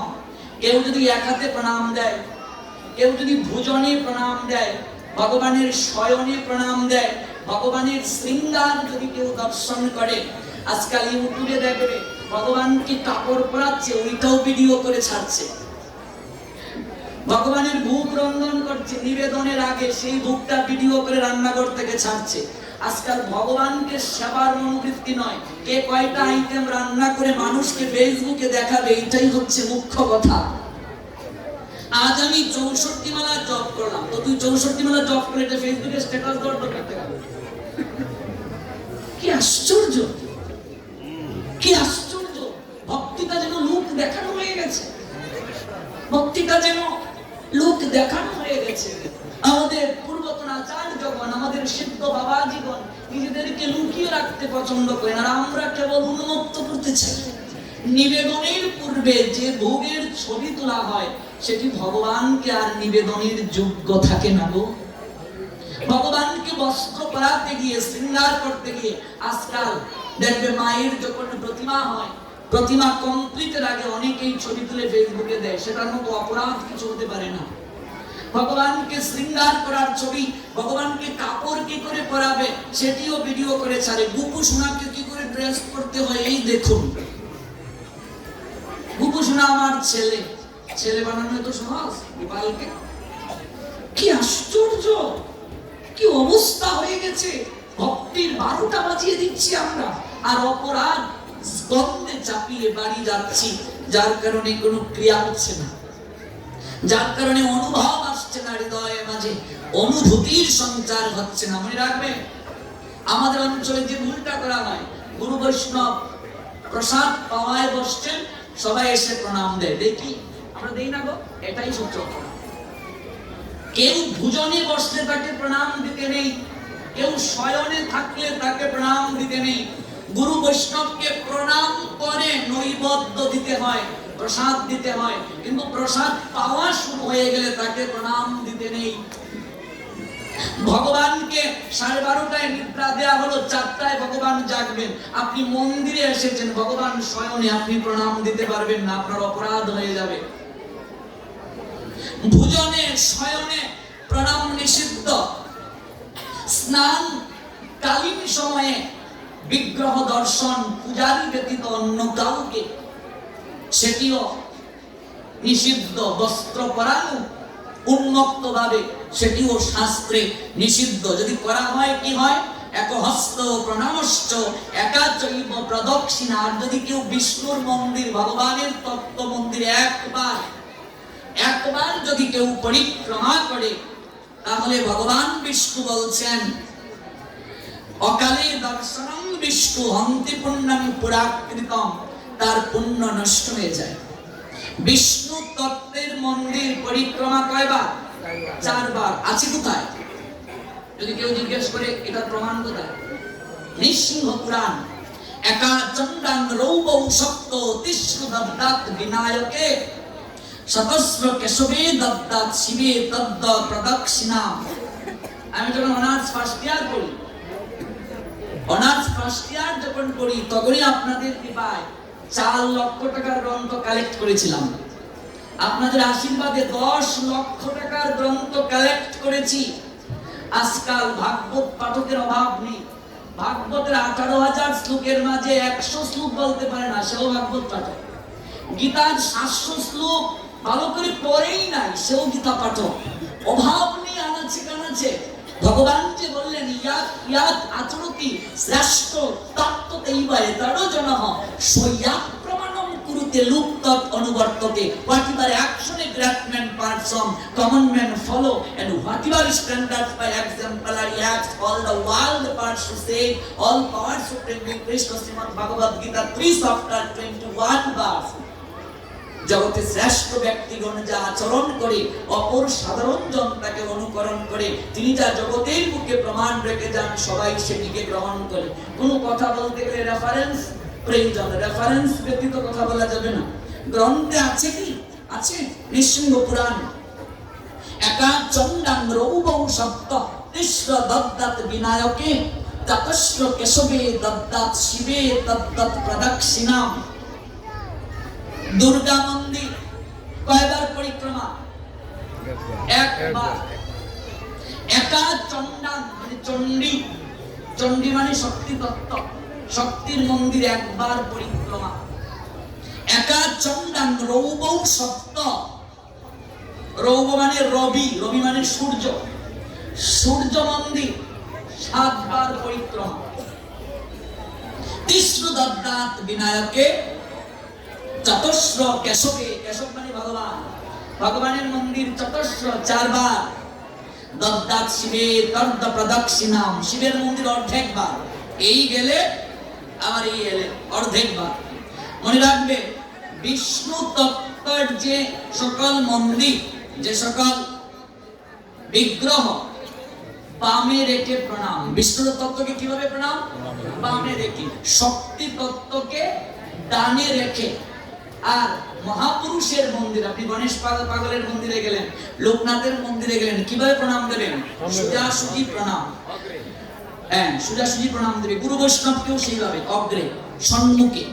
আরেকটা কথা মনে রাখবে, ভগবানের যখন বিগ্রহ বা চিত্রপট গৃহে, গৃহ মন্দিরে বসাবে, যে ভুলটা আমাদের অঞ্চলে সবচেয়ে বেশি হয় সেটা কি? পূর্বমুখী করে ভগবানকে বসাতে হয়। কিন্তু অনেকে পূর্বমুখী মানে কি বুঝে? পূর্ব দিকে ভগবানকে বসায়, মানে ভগবানের পিছনটা পূর্ব দিকে দিয়ে দেয় আর ভগবানের সামনাটা দিয়ে দেয় পশ্চিম দিকে। যেমন এই যে মন্দির, এই দিকটা কোন দিক? দক্ষিণ দিক। এটা হচ্ছে দক্ষিণ দিক, তার মানে এটা হচ্ছে উত্তর দিক। আর পূর্ব দলে কোনটা? এটা পূর্ব আর এটা হচ্ছে পশ্চিম। হ্যাঁ, গুড। তাহলে এটার বাস্তু ঠিক আছে, বাস্তুশাস্ত্র। বিশ্বকর্মা 10টা গ্রন্থ দিয়ে গেছেন বাস্তুর উপরে। আজকাল গৃহ নির্মাণ করার সময় অনেকেই বাস্তুকে মানে না, যার কারণে গৃহ নির্মাণ করার পর দেখবে একটার পর একটা গৃহে সমস্যা, গৃহকর্তার সমস্যা, ব্যবসায় সমস্যা, বাণিজ্যের সমস্যা। টয়লেটটা কোন দিকে থাকবে, বাথরুমটা কোন দিকে থাকবে, কোন দিকে বসে মল ত্যাগ করবে, সকল কথা আমাদের শাস্ত্রে আছে। মনে রাখবে, ভগবানকে যখন প্রণাম দেব বামে রেখে, তাহলে ভগবানের মুখ হবে পূর্ব দিকে অথবা ভগবানের মুখ হবে দক্ষিণ দিকে। এটা হচ্ছে শাস্ত্রের নিয়ম। তাহলে ভগবানকে যদি আমি বামে রেখে প্রণাম দেই, ভগবানের মুখ দক্ষিণ দিকে যদি হয়, ভগবানের মুখ যদি দক্ষিণ দিকে হয়, তাহলে বামে রেখে প্রণাম দিলে আমার প্রণামটা কোন দিকে যাবে? পূর্ব দিকে। আর ভগবানের মুখ যদি পূর্ব দিকে হয়, পিছনটা যদি পশ্চিম দিকে হয়, ভগবানকে বামে রেখে প্রণাম দিলে আমার প্রণামটা যাবে উত্তর দিকে। কিন্তু এই ব্যত্যয় ঘটিয়ে যদি কেউ গৃহে ভগবানকে বসান, তাহলে তার বাস্তু দোষ হয়ে যাবে, গৃহ অমঙ্গল হবে একটার পর একটা। শক্তি তত্ত্বের মন্দিরে কি করে বসাবে ঠাকুর? আজকাল বিশেষ করে আপনাদের এই দক্ষিণ অঞ্চলগুলোতে ভগবানের মন্দিরের পাশাপাশি দুর্গা মন্দির, কালী মন্দির, হরিচাঁদের মন্দির, গণেশ পাগলের মন্দির, সব মন্দির ভগবানের মন্দিরের পাশাপাশি করা হয়। এটাও এক প্রকার আসন অপরাধ বলে গণ্য। আসন অপরাধ। এই যে আসন, এটা কি বেশ আসন বলা হয়। এই আসনের পিছনে লোক নেই কেন, সব সামনে কেন? কারণটা কি? এটা কি কখনো ভেবেছি? এই আসনটার পিছনে কেন লোক নেই, সব লোক সামনে কেন? যখন শয়ন করব আমরা, মস্তকটা কোন দিকে হবে, চরণটা কোন দিকে হবে, এটার সঙ্গে বিজ্ঞান অভূতপূর্ব একটা সাদৃশ্য দিয়েছে। আমাদের গ্রন্থের প্রত্যেকটা তত্ত্বের সঙ্গে একটা দর্শন রয়েছে, একটা বিজ্ঞানের সাদৃশ্য রয়েছে, একটা মাধ্যাকর্ষণ শক্তির একটা যুগসূত্র আছে। এগুলোকে অবারকাম করার ক্ষমতা কোনো পণ্ডিতদের নেই। আমাদের আর্য ঋষিগণ এত বড় পণ্ডিত ছিলেন, আমাদের পূর্বতন আচার্যগণ এত বড় পণ্ডিত ছিলেন, সনাতনের ঋষিগণ এত বড় পণ্ডিত ছিলেন, আপনি কল্পনাও করতে পারবেন না প্রত্যেকটা কার্যের সঙ্গে কি দর্শন তারা দিয়েছেন। প্রত্যেকটা কার্যের সঙ্গে ভগবানকে সর্বপ্রথমেই নিত্য কর্মের যে একটা অংশ, চুপটা খুলে সর্বপ্রথমেই ভগবানকে দর্শন করতে হয় চোখটা খুলে। তাহলে আমি আমার বেডরুমে ভগবানের ছবিটা কোন দিকে রাখবো, মস্তকের দিকে না চরণের দিকে? মস্তকের দিকে যদি রাখা হয় তাহলে চোখটা খুলে কি ভগবানকে দেখা যাবে? অনেকে বলে বা চরণের দিকে আবার ভগবানকে কি করে রাখা হয়? চরণের দিকেই ভগবানের ছবি রাখতে হয়, কিন্তু চরণ বরাবর নয়, চরণ থেকে কিছুটা উপরে। প্রমাণ কি আছে গ্রন্থে? নিশ্চয় আছে। প্রমাণ ছাড়া কথা নেই। মহাভারত তার প্রমাণ। কোথায়? যুদ্ধের পূর্বে গোবিন্দ যখন ডাকলেন দুর্যোধনকে আর ডাকলেন অর্জুনকে, ভগবান তখন একটা পালঙ্কের মাঝে তিনি শবাসনে আছেন। শবাসন বুঝেন তো? শিব যে আসনে ঘুমান, আমাদের ভাগবত আসনের যে প্রক্রিয়াগুলো দিয়েছে, এই আসন প্রাণায়ামের মাধ্যমে শরীরের কঠিন ব্যাধি ভালো হয়। ঘুমানো এক প্রকার আসন। কোন প্রক্রিয়ায় ঘুমালে শরীর সুস্থ থাকবে, নিদ্রা ভালো হবে, এটাকে বলে শবাসন আর বালাসন। দুইটা আসনে ঘুমাইতে হয়, একটা হচ্ছে শবাসন আর একটা হচ্ছে বালাসন। মহাদেব এই দুটো আসনে ঘুমান। শবাসন হচ্ছে মৃতের মতো থাকা, শুয়ে পড়ে। এই দেখুন গোবিন্দ এইভাবে আছেন। তাহলে মস্তকের দিকে একটা আসন রাখলেন আর চরণের দিকে একটা আসন রাখলেন। শকুনি বলছে, বাঁচা আমার দুর্যোধন, বাসুদেব কৃষ্ণ উনার মতো শক্তিশালী আর জগতে কেউ নাই, ওকে যদি ছলে বলে আমাদের পক্ষে আনা যায় তাহলে আমরা বাজিমাত করে নেব। উনি ডাকছেন, তুমি সর্বপ্রথম তার নিকটে যাও। দুর্যোধন ছুটল, গিয়ে দেখে গোবিন্দ শয়নে। তার কি আর শয়ন আছে? তিনি তো পরীক্ষা করছেন। একটা আসন রাখা হলো এই দিকে, আরেকটা চরণের দিকে, একটা উঁচু আসন আর একটা নিচু আসন। ধ্যান দেবেন, তত্ত্বটা বুঝবেন, লীলা। এবার দুর্যোধন এসে বলছেন, আমি কুরু সম্রাটের পুত্র, আমি নিচে বসবো। নিচে ভগবানের কাছে কথা শুনতে এসেছে, বলছে আমি নিচে বসবো। তখন সে এই আসনটাতে বসলো। আর অর্জুন সে এসে দেখছে দুর্যোধন মস্তক পানে রাজ সিংহাসনে বসা, চরণের দিকে একটা আসন আছে। অর্জুন সেই চরণের দিকে আসনটাতেই বসে রইল আর করজুড়ে মনে মনে ভাবছে, মাধব, কতকাল পরে তোমার চরণ পানে বসার সৌভাগ্য হলো, তোমার চরণ দর্শনের সৌভাগ্য হলো। ভাবরাজি জনার্দন ঋষিকেশ গোবিন্দ আকিটা যখন উন্মোচন করলেন, চোখটা যখন খুললেন, মস্তকের দিকে দৃষ্টি যাবে না চরণের দিকে? পার্থ কবে আসলে? এখানে একটি কথা জেনে রাখা ভালো, অর্জুনের নাম পার্থ কেন হলো? আমার আলোচনাগুলো একদিনে তো হয় না, বিস্তৃত থাকে। প্রত্যেকটা পয়েন্টের উপরে আমি ব্যাখ্যা দেওয়ার চেষ্টা করি। অর্জুনের কয়টি নাম আছে কেউ বলতে পারবেন কি? হ্যাঁ, অর্জুনের কয়টি নাম? 22টি নাম রয়েছে অর্জুনের। এই শ্রীমদ্ ভগবত গীতায় অর্জুনকে 22টি নামে সম্বোধন করা হয়েছে। তন্মধ্যে সবচেয়ে বেশি ভগবান পার্থ নামে ডেকেছেন। 38 বার পার্থ নামে ডেকেছেন। কয়বার? 38 বার। 24 বার কৌন্তেয় নামে ডেকেছেন। পার্থ কেন অর্জুনকে ডাকা হয়? পৃথার পুত্র। কুন্তির একটা নাম ছিল পৃথা। শূরসেনের কন্যা হচ্ছেন পৃথা। শূরসেনের বন্ধু কুন্তিভোজ। কুন্তিভোজের সন্তান নাই। কুন্তিভোজ শূরসেনকে বললেন, বন্ধু আমি একটা ভিক্ষা চাইবো তোর কাছে, তুই আমার প্রাণীর বন্ধু, বল তুই দিবি? শূরসেন বলছেন, কি চাইবে তা না জেনে আমি যদি প্রতিশ্রুতি দিয়ে দেই, যদি রক্ষা করতে না পারি তাহলে তো অপরাধ হবে। কি চাইবে সেটি বলো। আমার চাওয়াটা তোমার স্ত্রী অন্তঃসত্ত্বা, তার গর্ভে যে সন্তান এসেছে, এতদিন হলো বিবাহের পর আমি বাবা ডাক শুনতে পারিনি, আমার সহধর্মিনী মা ডাক শুনতে পারিনি। তুমি তোমার সন্তানটি যদি ভগবানের কৃপায় ভূমিষ্ঠ হয়, তুমি আমায় সত্য ত্যাগ করে দান করবে। এবার শূরসেন বলছেন, সন্তানকে জগতে আনয়নের ক্ষেত্রে বাবার থেকে মায়ের ভূমিকা বেশি। পিতা আনন্দিত হইয়া সাগরে দেয় ফেলিয়া সেই যে চলে গেল, ফিরে এলো না। আমায় ধরিয়া জঠরে কত কষ্ট করে 10 মাস 10 দিন গর্ভে দিল ঠাই, গর্ভে ধারণ করেছে, পোষণ করেছে, প্রসব বেদনা সহ্য করেছে, তারপর জগতের আলো দেখিয়েছে। কাজে আমি আমার সহধর্মিনীর অনুমতি ছাড়া তোমায় দিতে পারি না বন্ধু। এবার স্ত্রীর কাছে গিয়ে বললেন, আমার প্রাণের বন্ধু এই হৃদয়ের অভিব্যক্তি প্রকাশ করেছে, সন্তান তো আমরা হারাবো না, তাকে দেখতে পাবো, আমাদের তো অনেক সন্তান আছে, তুমি কি বলো? স্ত্রী বলে উঠলো, আমি তোমার পত্নী। পত্নী কাকে বলে? পতিত অবস্থা থেকে উদ্ধার করার ক্ষমতা যে রাখে তাকে পত্নী বলে।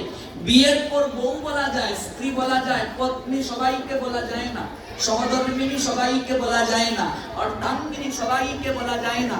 অর্ধাঙ্গিনী অর্ধেক অঙ্গের অধিকারিণী, সহধর্মিনী স্বধর্মে প্রতিষ্ঠিত রাখতে যিনি প্রয়াসী, পত্নী পতিত অবস্থা থেকে উদ্ধার করতে সমর্থিনী। এবার যে স্ত্রী স্বামীকে নিম্নগতি পতিত অবস্থা থেকে উদ্ধার করে, ভালো করে বুঝবেন, ঊর্ধ্ব লোকে ধাবিত করার জন্য সহায়তা করে না, সে পত্নী নয়, সে হচ্ছে পেতনি। পেতনি বুঝো বাবা? আমাদের সিলটি ভাষায় হেগুড়ে হয় ফেরতনি। ফেরতনি যদি কারো গাড়ো উঠে যায়, এগুলো আমে না রে বাবা, ইতা কিতা মাটি প্রায় বুঝরায়নি, এগুলো কি ব্যাপার হইল? ফেরতনি যদি হেগুড় গাড়ো উঠে যায়, এগুলো যতই করো না কেন, এই ফেরতনি গাড় থেকে নামতো না রে বাবা। ইতা যেটা মাটি প্রাম আপনারা বুঝলেন, বুঝতে পারছেন না? পেতনি যদি ঘাড়ে উঠে যায় তাহলে সহজে তাকে নামানো যায় না। যে স্ত্রী স্বামীকে নিম্নগতি অবস্থা থেকে ঊর্ধ্বগতির দিকে ধর্ম মাধ্যমকে আশ্রয় করে সহায়তা করতে পারে না, সে কখনো পত্নী হবার যোগ্য নয়, তাকে শাস্ত্র বলছে পেতনি। আমি তোমার পত্নী, তোমার ধর্ম প্রতিপালনে সহায়তাকারিণী। তুমি তোমার প্রাণীর বন্ধুকে হৃদয় থেকে কথা দিতে চাচ্ছ, আমার অনুমতির কেবল তুমি অপেক্ষা করছিলে, যাও সন্তান তাকে দেয়া হবে, কথা দাও। যথাসময়ে পুত্রী সন্তানের জন্ম হলো, কন্যা। কন্যার নাম রাখলেন পৃথা। পরবর্তীতে সেই পৃথাকে যজ্ঞ করে সত্য ত্যাগ করে দান করে দেয়া হলো কুন্তিভোজের কাছে। কুন্তিভোজ রাজা, তার নামানুসারে পৃথার নাম রাখলেন কুন্তি। ভগবান কৃষ্ণ পার্থ নামে অর্জুনকে ডাকতে বেশি ভালোবাসেন, কারণ যেহেতু পৃথা হচ্ছে ভগবান গোবিন্দের পিসিমা। কুন্তি নামটা তো পরে হলো, কিন্তু তার বাবার দিকে থাকতে নামানুসারটা ছিল পৃথা। আর যেহেতু গোবিন্দের পিসিমা হন কুন্তি, আমরা জগৎজিৎ তাকে কুন্তি নামেই বেশি জানি, কিন্তু তার প্রথম নামটা তো পৃথা। এটা গোবিন্দের সঙ্গে একটা কুটুম্বজাত সম্পর্ক, এই জন্য তিনি পার্থ নামে বেশি ডাকতে ভালোবাসেন। শ্রীমদ্ ভগবত গীতায় 38 বার পার্থ নামে ডেকেছেন, আর 24 বার কৌন্তেয় নামে ডেকেছেন। কুন্তির পুত্র কৌন্তেয়। বাকি 22টা নামের মাঝে সবগুলো নাম ব্যাখ্যা করে অনেক সময় দরকার, সেদিকে যাচ্ছি না। পার্থ কখন আসলে? কখন আসলে? কি চাও বলো? দুর্যোধন বলল, বাসুদেব আমি তো সর্বপ্রথম এলাম, আপনি আমায় কেন দেখছেন না, আমায় কেন জিজ্ঞেস করছেন না, আপনি আমাকে কেন বর প্রাপ্তির প্রার্থনা করার সুযোগ দিচ্ছেন না? পিছনে ঘাটটা ফিরিয়ে ভগবান বলছেন, তুমি কখন এলে দুর্যোধন? তোমায় তো দেখতেই পাই নাই। গৌর প্রেমানন্দে তুমি কখন এলে? তোমায় তো দেখতেই পাই। মনে রাখবে দুর্যোধন, আমার নিকটে আমার কথা শুনতে অহং ভাব নিয়ে যদি কেউ আসে, উঁচু স্থানে এসে যদি বসে, আমার কৃপা প্রাপ্ত হতে পারে না। আমি অত্যন্ত বিনয়ের সঙ্গে কয়েকটা কথা বলছি, অপরাধ নেবেন না। যাদের শরীর অসমর্থ, নিচে বসতে পারেন না, আসন করে বসতে পারেন না, তারাই কেবল শ্রীবাস অঙ্গন থেকে দূরে চেয়ারে বসে হরিকথা শুনতে পারবেন। কিন্তু যাদের শরীর সমর্থ আছে, কোনোদিন কীর্তন কিংবা ভাগবত কথা চেয়ারে বসে শ্রবণ করবেন না। কস্মিন কালেও ভাগবতের কোনো কৃপা হবে না। মহাভারতে স্পষ্ট লেখা আছে, আমি শত শত শ্লোক বলে যেতে পারবো মহাপ্রভুর কৃপায়, গুরু কৃপায়, আপনাদের আশীর্বাদে। 18,000 শ্লোকের মাঝে শত শত শ্লোক রয়েছে উঁচু আসনে বসে হরিকথা শ্রবণ করা আর বেশ আসনের পিছনে বসা দুর্যোধনেরই আচরণ বটে। আর ভগবান কখনো তার দিকে দৃষ্টিও দেন না। ভগবানের কথা শ্রবণ করতে গেলে অর্জুনের মতো কাঙ্গাল সাজতে হয়। ভগবানের নিকটে গেলে অর্জুনের মতো ভিখারি হতে হয়। ভগবানের নৈকট্যে যেতে গেলে অর্জুনের মতো অভাগা হতে হয়, অর্জুনের মতো পতিত হতে হয়, অর্জুনের মতো ভিক্ষার্থী হতে হয়, দুর্যোধনের মতো নয়। মনে রাখবে, এই নিচু থেকে বেশ আসনের কতটুকু দূরত্ব হবে সেটাও শাস্ত্রে আছে। যদি আমরা 4-5 দিন বা 7 দিন সময় পেতাম, আমি ধারাবাহিকভাবে ব্যাখ্যা করতে পারতাম। আসনের পিছনে কলির অবস্থান ভালো করে বুঝবেন। বেশ আসনের পিছনে কলির অবস্থান। পিছন শব্দটাই কলি। পিছনে করব, পরে করব, জীবনে কোনোদিন হবে না। কলির 3টা শিষ্য, আলস্য, নিদ্রা, কলহ। ওরা পশ্চাৎগামী করে পিছনে টেনে নিয়ে যায়। অনেকে ভাগবত আসরে এসে দেখবেন, এক জায়গায় পাঠে গিয়েছে, দেখি এক মা নাক ডাকছে। আমি ভাবলাম আমি ইনস্ট্রুমেন্টের প্রবলেম, বলে দেখি না সাউন্ড ঠিকই আছে। আমার পাশে এক মা নাক ডাকছে। যখন ভগবানের কথা শুরু হয়ে যাবে, কলি মহারাজ তার 3 শিষ্যকে আদেশ দেন, একটার নাম নিদ্রা, যা তোর দলে নিয়ে আসবে, দেখবে একটু অমনোযোগী দিয়ে তার খাটটায় গিয়ে বসবে। নিদ্রা ভাগবত আসরে এসে যায়, মহা অপরাধ তার হয়ে যায়। সুভদ্রার নিদ্রার কারণে অভিমন্যুর মৃত্যুর কারণ। অর্জুন বলছেন চক্রব্যূহে কি করে যেতে হয়, সুভদ্রা শুনলেন। ভেতরে অভিমন্যু জানলেন, কিন্তু ভেড়ানোর রাস্তা কি বলেননি, বলেছেন সুভদ্রা ঘুমিয়ে গেল। পার্বতী ঘুমিয়ে গিয়েছিলেন ভাগবত শ্রবণে, হলোটা কি? একটু লীলা যদি বলতাম সময় তো লাগবে, তাই লীলায় যাচ্ছি না। ঘুমটাই হচ্ছে কলি। ভগবানের আসরে এসে, ভাগবতের আসরে এসে নিদ্রা যাওয়া মানে কলির শিষ্য ঘাড়ে বসা। দ্বিতীয় আলস্য, রে শ্যামানন্দের মা যাবে না পাঠে? 5 দিন পাঠ আছে, আজকে মাত্র 1লা দিন, যাই মনে। এই যে আলস্য, 8টায় পাঠ শুরু হবে, কিরে যাবে না?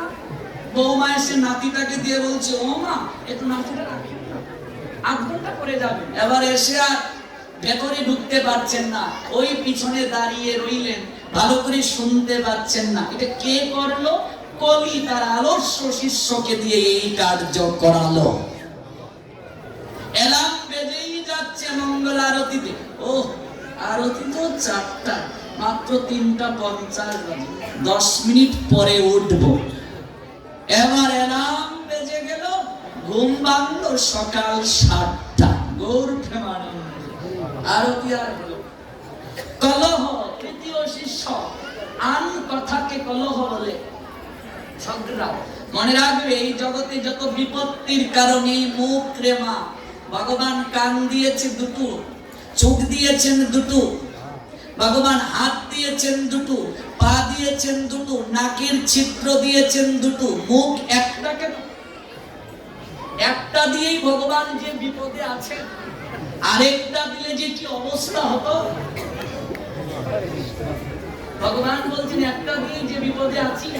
উত্তরবঙ্গে রংপুরে এইদিকে একটা গান আছে, উত্তরবঙ্গের ভাষায় বলি, মানুষ ও মানুষ, দুরু কানার দুরু সুখ দেখবার একটা মুখ, তোমার মেলা ঝামেলা কমে যাবে, মুখটা সুখ রাখবা। ও মানুষ, ও মানুষ, দুরু কানার দুরু সুখ দেখবার একটা মুখ।